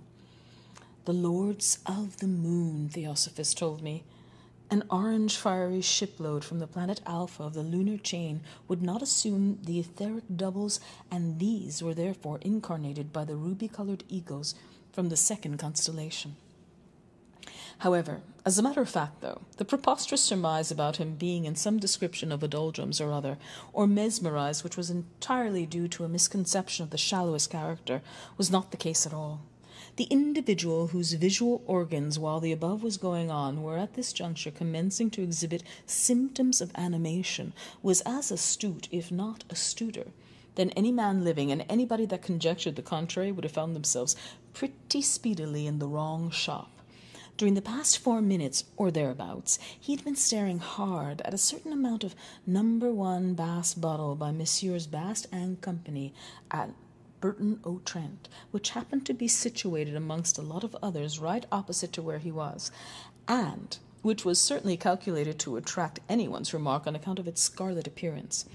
He was simply and solely, as is subsequently transpired, for reasons best known to himself, which put an altogether different complexion on the proceedings, after the moment before's observation about boyhood days in the turf, recollecting 2 or 3 private transactions of his own, which the other 2 were as mutually innocent of as the babe unborn. Eventually, however, both their eyes met, and as soon as it began to dawn on him, the other was endeavouring to help himself to the thing he involuntarily determined to help himself. So he accordingly took hold of the neck of the medium-sized glass recipient which contained the fluid sought after, and made a capacious hole in it by pouring a lot of it out with, also at the same time, however, a considerable degree of attentiveness, in order not to upset any of the beer that was in it about the place. The debate which ensued was in its scope and progress an epitome of the course of life. Neither place nor counsel was lacking in dignity. The debaters were the keenest in the land. The theme they were engaged on the loftiest and most vital. The high hall of Horn's house had never beheld an assembly so representative and so varied, nor had the old rafters of that establishment ever listened to a language so encyclopedic. A gallant scene in truth it made. Crothers was there at the foot of the table in his striking Highland garb, his face glowing from the briny airs of the Mull of Galloway. There, too, opposite to him, was Lynch, whose countenance bore already the stigmata of early depravity and premature wisdom. Next, the Scotchman was the place assigned to Costello, the eccentric, while at his side was seated in stolid repose the squat form of Madden. The chair of the resident indeed stood vacant before the hearth, but on either flank of it the figure of Bannon, in explorer's kit of tweed shorts and salted cowhide brogues, contrasted sharply with the primrose elegance and town-bred manners of Malachi Rowland St. John Mulligan. Lastly, at the head of the board was the young poet, who found a refuge from his labours of pedagogy and metaphysical inquisition in the convivial atmosphere of Socratic discussion, while to the right and left of him were accommodated the flippant prognosticator fresh from the hippodrome, and that vigilant wanderer, soiled by the dust of travel and combat, and stained by the mire of indelible dishonour, but from whose steadfast and constant heart no lure or peril or threat or degradation could ever efface the image of that voluptuous loveliness which the inspired pencil of Lafayette has limned for ages yet to come. It had better be stated here and now, at the outset, that the perverted transcendentalism to which Mr. S. Dedalus' contentions would appear to prove him pretty badly addicted runs directly counter to accepted scientific methods. Science, it cannot be too often repeated, deals with tangible phenomena. The man of science, like the man in the street, has to face hard-headed facts that cannot be blinked and explain them as best he can. There may be, it is true, some question which science cannot answer at present, such as the first problem submitted by Mr. L. Bloom, regarding the future determination of sex.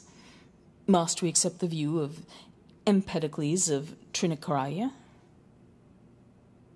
that the ovary, the postmenstrual period, assert others, is responsible for the birth of males, or are the too long neglected spermatozoa or nemosperms the differentiating factors, or is it, as most embryologists incline to apply, such as Culpeper, Spallanzani, Blumenbach, Lusk, Hertwig, Leopold, and Valenti, a mixture of both? This would be tantamount to a cooperation. one of nature's favorite devices between the nisus formativus of the nemosperm, on the one hand, and, on the other, a happily chosen position, succubitis felix, of the passive element. The other problem raised by the same inquirer is scarcely less vital. Infant mortality. It is interesting because, as he pertinently remarks, we are all born in the same way, but we all die in different ways. Mr. M. Mulligan blames the sanitary conditions in which our grey-lunged citizens contract adenoids, pulmonary complaints, etc., by inhaling the bacteria which lurk in dust.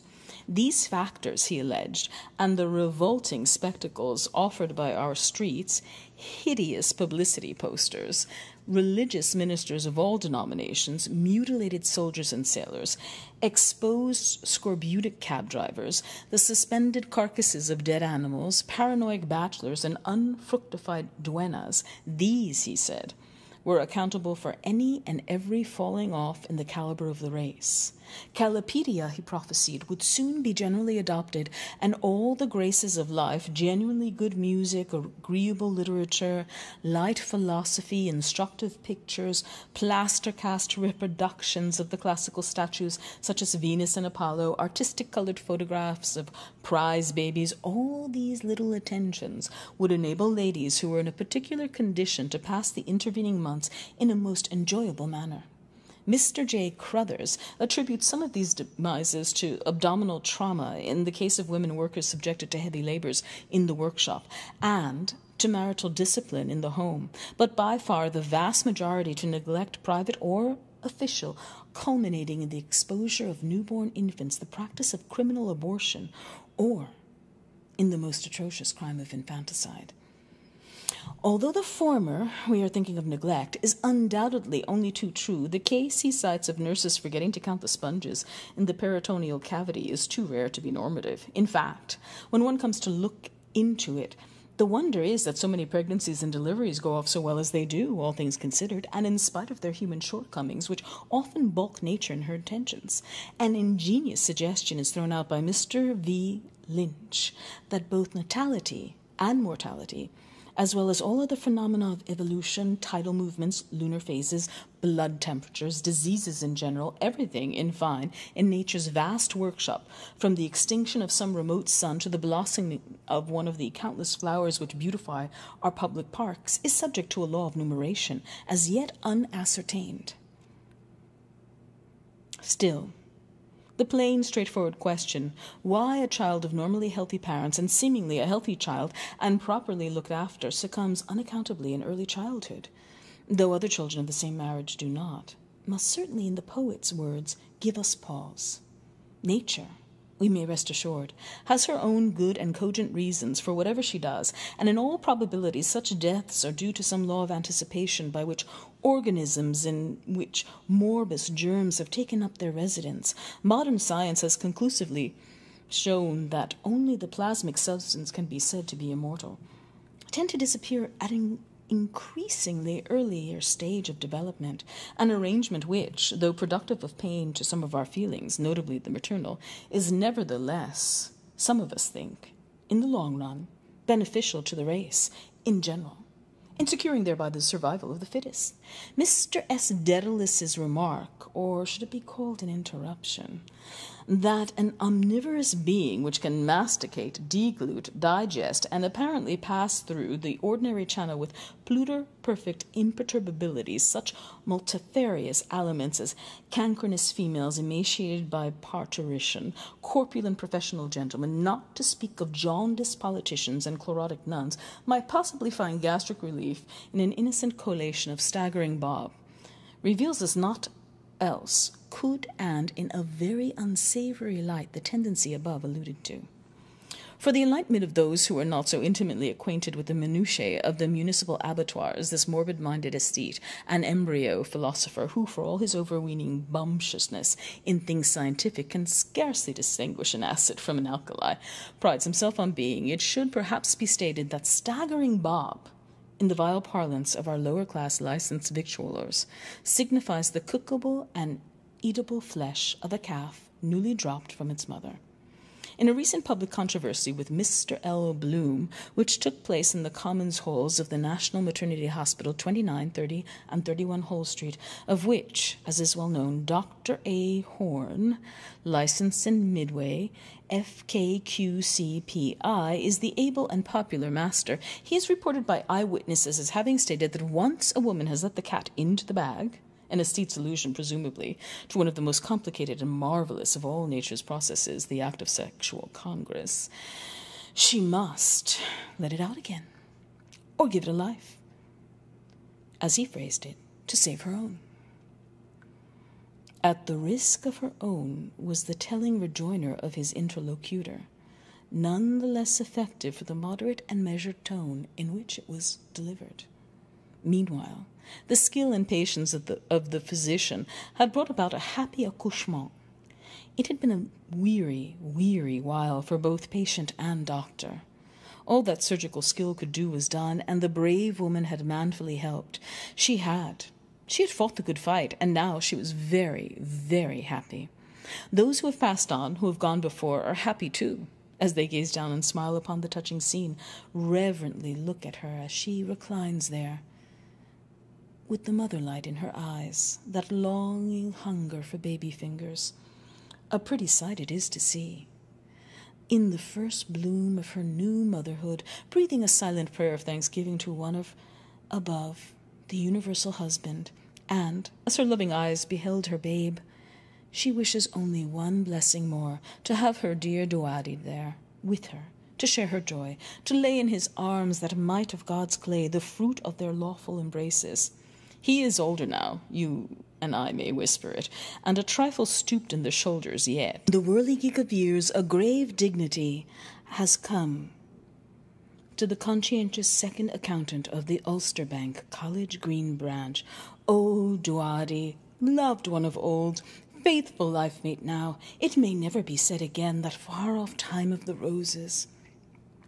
With the old shake of her pretty head, she recalls those days. God, how beautiful now across the mist of years.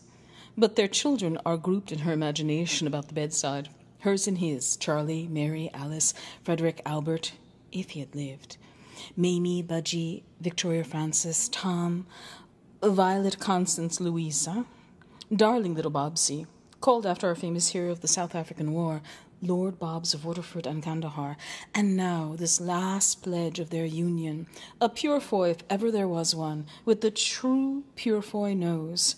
Young, hopeful will be christened Mortimer Edward, after the influential third cousin of Mr. Purefoy in the Treasury Remembrancer's Office, Dublin Castle. And so, time wags on. But Father Cronion has dealt lightly here. No.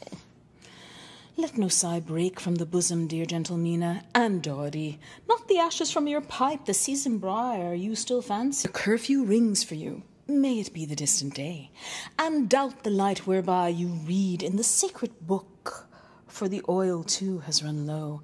And so, with a tranquil heart to bed, to rest. He knows and will call in his own good time.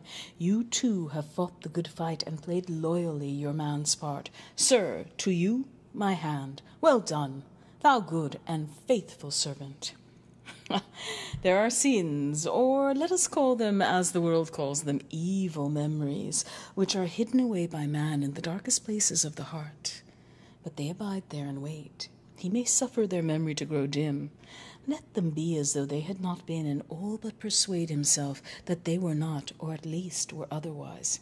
Yet a chance word will call them forth suddenly, and they will rise up to confront him in the most various circumstances, a vision or a dream, or while timbrel and harp soothe his senses, or amid the cool silver tranquillity of the evening, or at the feast at midnight, when he is now filled with wine. Not to insult over him will be the vision come as over that lies under her wrath, not for vengeance to cut him off from the living, but shrouded in the piteous vesture of the past, silent, remote, reproachful. The stranger still regarded on the face before him a slow recession of that false calm there, imposed as it seemed by habit, or some studied trick upon words so embittered as to accuse in their speaker an unhealthiness, a flair for the cruder things of life, A scene disengages itself in the observer's memory, evoked, it would seem, by a word of so natural a homeliness, as if memory evoked. Those days were really present there, as some thought with their immediate pleasures. A shapen space of lawn one soft May evening, the well-remembered grove of lilacs at Roundtown, purple and white, fragrant, slender spectators of the game, but with much real interest in the pellets as they run slowly forward over the sward, or collide and stop, one by its fellow, with a brief, alert shock. And yonder, about that grey urn, where the water moves at times in thoughtful irrigation, you saw another's fragrant sisterhood, Floey, Atty, Tiny, and their darker friend with I know not what of a resting in her pose then, Our Lady of the Cherries, a comely brace of them, pendant from an ear, bringing out the foreign warmth of the skin so daintily against the cool, ardent fruit. A lad of 4 or 5 in linsey-woolsey blossom time, but there will be cheer in the kindly hearth where ere long the bowls are gathered and hutched, is standing on the urn secured by that circle of girlish fond hands. He frowns a little, just as this young man does now, with a perhaps too conscious enjoyment of the danger, but needs glance at whiles towards where his mother watches from the piazzetta, giving upon flower clothes with a faint shadow of remoteness or of reproach. Allez, vergangliche, in her glad look. Mark this further and remember, the end comes suddenly. Enter that antechamber of birth where the studious are assembled, and note their faces. Nothing, as it seems, there of rash or violent, quietude of custody, rather, befitting their station in that house, the vigilant watch of shepherds and of angels about a crib in Bethlehem of Judah long ago. But as before the lightning and the serried storm clouds, heavy with preponderant excess of moisture, the swollen masses turgidly distended, compass earth and sky in one vast slumber. Impending above parched field and drowsy oxen and blighted growth of shrub and verdure, till, in an instant, a flash reaves their centres, and with the reverberation of the thunder, the cloudburst pours its torrent. So and not otherwise was the transformation, violent and instantaneous, upon the utterance of the word. Burks! Out flings my Lord Stephen, giving the cry, and a tag and a bobtail of them all, after Cockerel, Jack Snapes, Welsher, Pill Doctor, Punctual Bloom at heels, with a universal gabbing at headgear, ash plants, bilboes, Panama hats, and scabbards. Zermatt alpenstocks, and what not. A dadail of lusty youth, noble every student there. Nurse Callan, taken aback in the hallway, cannot stay them, nor smiling surgeon coming downstairs with news of placentation ended. A full pound of a milligram. They hark him on. The door! Is it open? Ha! They are out, tumultuously off for a minute's race, all bravely legging it. Burks of Denzil and Hall's, there you go. Dixon follows, giving them sharp language, but raps out an oath, he too, and on. Bloom stays with the nurse, a thought to send a kind word to happy mother and nursling up there. Doctor died and doctor quiet. Looks she, too, not other now? Ward of watching in Horn's house has told its tale, in that washed-out pallor. Then all being gone, a glance of motherhood helping, he whispers, close in going, Madam, when comes the stork-bird for thee? The air without is impregnated with rain-dew moisture, life-essence celestial, glistening on Dublin stone there under star-shiny coulum. God's air, the All-Father's air, scintillant, come ambient, Cecil air, breathe it deep into thee. By heaven, Theodore Purefoy, thou hast done a doughty deed and no botch. Thou art, I vow, the remarkablest progenitor, barring none, in this chaffering, all-including, most farraginous chronicle. Astounding. In her lay a God-framed, God-given, pre-formed possibility, which thou hast fructified with thy modicum of man's work.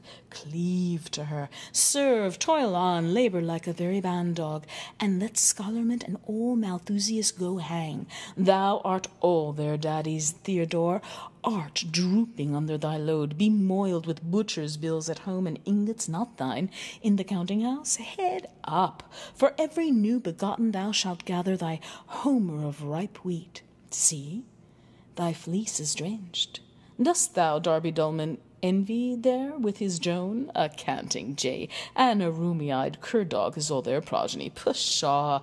I tell thee, he is a mule, a dead gastropod, without vim or stamina, not worth a cracked kreuzer.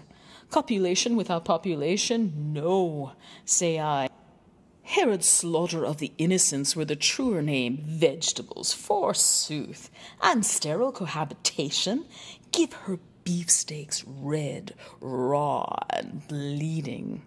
She is a hoary pandemonium of ills, enlarged glands, mumps, quinsy, bunions, hay fever, bedsores, ringworm, floating kidney, Derbyshire neck, warts, bilious attacks, gallstones, cold feet, varicose veins, a truce to threens and trentals, and Jeremies, and all such congenital defunctive music. 20 years of it?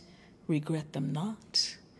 With thee it was not as with many that will, and would, and wait, and never do. Thou sawest thy America, thy life task, and didst charge to cover like the transpontine bison. How saith Zarathustra? Dein Kub trubas melkest du, nun trinkst du thy sus Milch des Uter. See, it explodes for thee in abundance. Drink, man, an udderful, mother's milk, pure foy, the milk of human kin. Milk, too, of those burgeoning stars overhead, rutilant and thin rain vapour. Punch milk, such as those rioters will quaff in their guzzling den. Milk of madness, the honey milk of Canaan's lamb. Thy cow's dug was tough, what? Ay, but her milk is hot and sweet and fattening. No dollop this, but thick, rich, bonny clabber. To her, old patriarch, pap. Per diem partulam et pertundam nunc es bibidam. Oh, off for a Buster Armstrong, hollering down the street of Bonafides. Where you slept last night? Timothy of the battered noggin. Like old Billio, any brolies or gumboots in the family? Where the Henry Naval Sawbones, Ola Clo? Sorrow one o' me knows. Har there, Dix! For a minister coming out of the maternity hospital. Bendicat vos omnipotens Deus Pater et Filius. A make, mister. The Denzil Lane boys. Hell blast ye! Scoot! Righto, Isaacs. Shove 'em out of the bleeding limelight. Yous join ooze, Scoot? Rightos, Isaacs. No intrusion in life. Lou, heap good man. Allez, ça me disbonche. Honte, mes enfants. Fire away, number one on the gun. Burks, Burks! Thence they advanced 5 parasangs, Slattery's mounted foot. Where's that bleeding off for? Parson Steve, Apostate's creed. No, no, Mulligan. Abaft there, shove ahead, keep a watch on the clock. Chucking out time, Mully.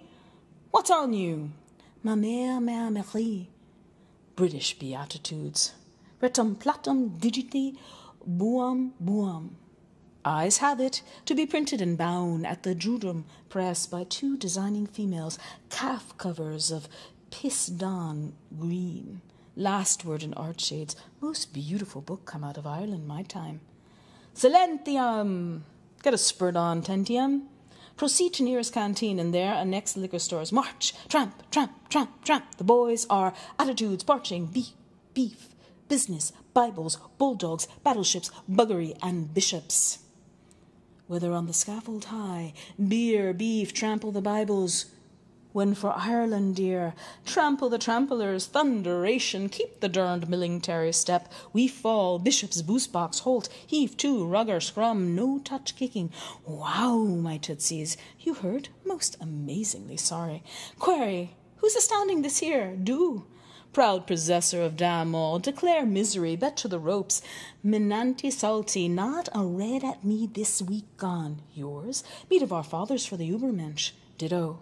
5 number 1s. You, sir. Ginger cordial. Chase me the cabbie's collar. Stimulate the caloric winding of his ticker. Stopped short never to go again when the old... Absinthe for me, savvy. Caramba! Have an eggnog or prairie oyster. Enemy? Avuncular's got my timepiece. 10-2. Obligated awful. Don't mention it. Get a pectoral trauma, Dix? Post fact. Got bet be a boomly whenever he was sleeping in his bit garden. Digs up near the mater buckled he is. Know his Donna? Yep, sartin I do. Full of a door. See her in her dish, Billy. Peels off a credit, lovely lovekin. None of your lean kind, not much. Pull down the blind, love. 2 Otterlong, same here, look slippery. If you don't fall, don't wait to get up. 5, 7, 9, fine. Got a prime pair of Mincipies, no kid. And her take me to rest, and her anchor of rum. Must be seen to be believed. Your starving eyes, and all be plastered neck, you stole my heart. Oh, gluepot. Sir? Spud again. The rheumatiz? Oh, poppycock, you'll excuse me saying so. For the hoi polloi, I veer thee best or girt of vous. Well, Doc, back for Lapland. Your corporosity sagaciating. Okay. How's the squaws and papooses? Woman body after going on the straw? Stand and deliver, password there's hair. Ours the white death and the ruddy birth. Hi, spit in your eye. Boss, mummer's wire, cribbed out of Meredith, jessified, orchidized, polysemical Jesuit. Auntie Mine's writing Pa Kinch. Baddy bad Stephen, lead astray, goody good Malachi. Hurroo! Collar the yellow young'un. Round we the nappy. Here, jock bra. Highlantin man, barley brie. Lang may your lum reek and your kale pot boil. My tipple. Merci. Here's to us. How's that? Leg before wicket. Don't stain my brand new synonyms. Gives a shake of pepper you there. Catch a halt, caraway seed to caraway. Twig, shrieks of silence. Every cove to his gentry mort. Venus pandomus. Les petits femmes. Bold, bad girl from the town of Mullingar. Tell her I was axing at her. Holding Sarah by the wame. On the road to Malahide. Me? If she who seduced me had left but the name. What do you want for 9 pence? Macri, macruskeen, all for a mattress jig. And a pull all together. X. Waiting, governor? Most assiduously. Bet your boots on. Stunned like seeing as how no shiners is a-comin'. Under constumble. He've got the chink ad lib. Seed near free pound on a spell ago. A said war hissin'. Us come right in on your invite, see? Up to you, matey. Out with the oof. 2 bar and a wing. You, Lorne, that go off. They there, Frenchy bilks? Won't wash here for nuts nohow. Lil chilly, very sorry. Issy the cutest colour coon down our side. God's truth, Charlie. We are not foo, we are not the foo. Au reservoir, Mousou, thanks you. To sure. What say? In the speakeasy. Tight. I see you, sure. Bantam. 2 days, TT. Bowsing nout but claret wine. Garn, I have a glint too. Come, I'm jiggered. And been to barber he have, too full for words, with a railway below. How come you so? Opera he'd like. Rose of Castile, Rose of Cast. Police! Some H2O for a gent fainted. Look at Bantam's flowers, Gemini. He's going to holler. The Colleen Bawn. My Colleen Bawn. Oh, cheese it. Shut his blurry Dutch oven with a firm hand. Had the winner today, till I tipped him a dead cert. The rough and cly the nab of Stephen Hand, as give me the J.D. Copeline. He strike a telegram boy, paddock wire, big butts, bass, to the depot. Shove him a Joey and Grandma Highs. Mare on form, a hot order. Guinea to a goose gog. Telegram that, gospel true. Criminal diversion. I think that, yes. Sure thing. Land him in the chokey, if the Harman Beck cop the game. Madden back maddens a maddening back. Oh, lust, our refuge and our strength. Decamping. Must you go? Off to Mammy. Stand by. Hide my blushes, someone. All in if he spots me. Come a home, our bantam. Hurry var moon vio. Dinna forget the cow's lips for hersel. Cornfied? What gave ye don cout? Pal to pal, Janek. Of John Thomas, her spouse. No fake, old man Leo. Self me, honest Injun. Shiver me timbers if I had. There's a great big holy friar. Wie or for you know me tell. Well, I says, if that ain't a sheeny natchez, well, I will get Misha. Through your our Lord, amen. You move emotion, Steve boy. You're going at some. More bluggy drunkables. Will immensely splendiferous stander permit one stutter of the most extreme poverty and one large-size grandacious thirst to terminate one inexpensive inaugurated libation? Gives a breather, landlord. Landlord, have you good wines, taboo? Hootsmon, a wee drap to pre. Come and come again. Right, Boniface. Absinthe, the lot. Nusum biberamus viridum toxicum, diabolus capiat posterioria nostria. Closing time, gents. Rome booze for the bloom toff. I hear you say onions, blue, cadges ads. Photos paply by the... Oh, that's gorgeous. Play low, partner, slide. Bonsoir, la compagnie. And snares of the pox fiend. Where's the buck and ambly-amby? Skunked, leg bell, a veal, ye maun gang your gates, checkmate.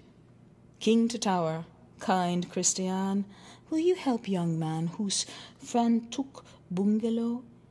Key to fine place where to lay crown of his head tonight? Crikey, I'm about sprung. Tarnally, dog, come my shins, if this bean't the bestest, purtiest long break yet. Item, curate, couple of cookies for this child. Cots, plud, and prandiols, none. Not a pot of chases. Thrust syphilis down to hell, and with him those other licensed spirits. Time, gents. Who wander through the world? Health all, à la vôtre. Golly, what in Tucken's young gone in that Macintosh? Dusty roads peep at his wearables. By mighty, what's he got? Jubilee mutton. Bovril by James. Wants it real bad. Did ye ken bear socks? City cuss in the Richmond. Raw there. Thought he had a deposit of lead in his penis. Trumpery insanity. Bartle the bread, we calls him. That, sir, was once a prosperous git. Man all tattered and torn that married a maiden all forlorn. Slung her hook, she did. Here, see lost love. Walking Macintosh of lonely canyon. Tuck and turn in, schedule time. Nix for the hornies. Pardon? Seen today at the Runeful. Chum o' yarn passed in his checks. Ludamassie, poor pickaninnies. Thou'll no be telling me thought, polled veg. Didum's blubble big splash cried tears 'cause friend Padney was taken off in black bag. Of all the darkies, Massa Pat was our best. I never seen the like since I was born. The ends, but it is very well sad, that, my faith, yes. Oh, get Rev on a gradient 1 in 9. Live axle drives are souped. Lay you 2 to 1. Genetsy licks 'em ruddy well hollow. Jappies? High angle fire in ya. Sunk by war specials. Be worse for him, says he, nor any Rooshian. Time all. There's 11 of them. Get ye gone, forward, woozy wobblers. Night, night. May Allah the Excellent One your soul this night ever tremendously conserve. Your attention. Shut your obstropolos. Flap, flap. Blaze on, there she goes. Brigade, bout ship, Mount Street way, cut up, flap. Tally-ho! You not come? Run, Skelter. Race. Flap. Lynch! Hey? Sign on long on me. Denzel Lane this way. Change here for Body House. We too, she said, will seek the kips where Shady Mary is. Righto, any time. Lenten butter in cubilibilus suis. You coming long? Whisper. Who the sooty hell's the Johnny in the black duds? Hush! Sinned against the light, and even now that day is at hand, when he shall come to judge the world by fire. Flap! Ut implerantur scripturae. Strike up a ballad. Then outspake Medical Dick to his comrade Medical Davy. Christical, who's this excrement yellow gospeler on the Marion Hall? Elijah is coming. Washed in the blood of the Lamb. Come on, you wine-fizzling, gin-gizzling, booze-guzzling existences. Come on, you doggone bull-necked, beetle-browed, hog-jowled, peanut-brained, weaselly-eyed, four-flushers, alarms, and excess baggage. Come on, you triple extract of infamy.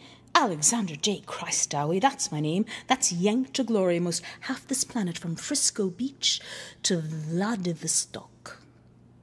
The deity ain't no nickel-dime bum show, I put it to you that. He's on the square, and a corking fine business proposition. He's the grandest thing yet, and don't you forget it. Shout salvation in King Jesus.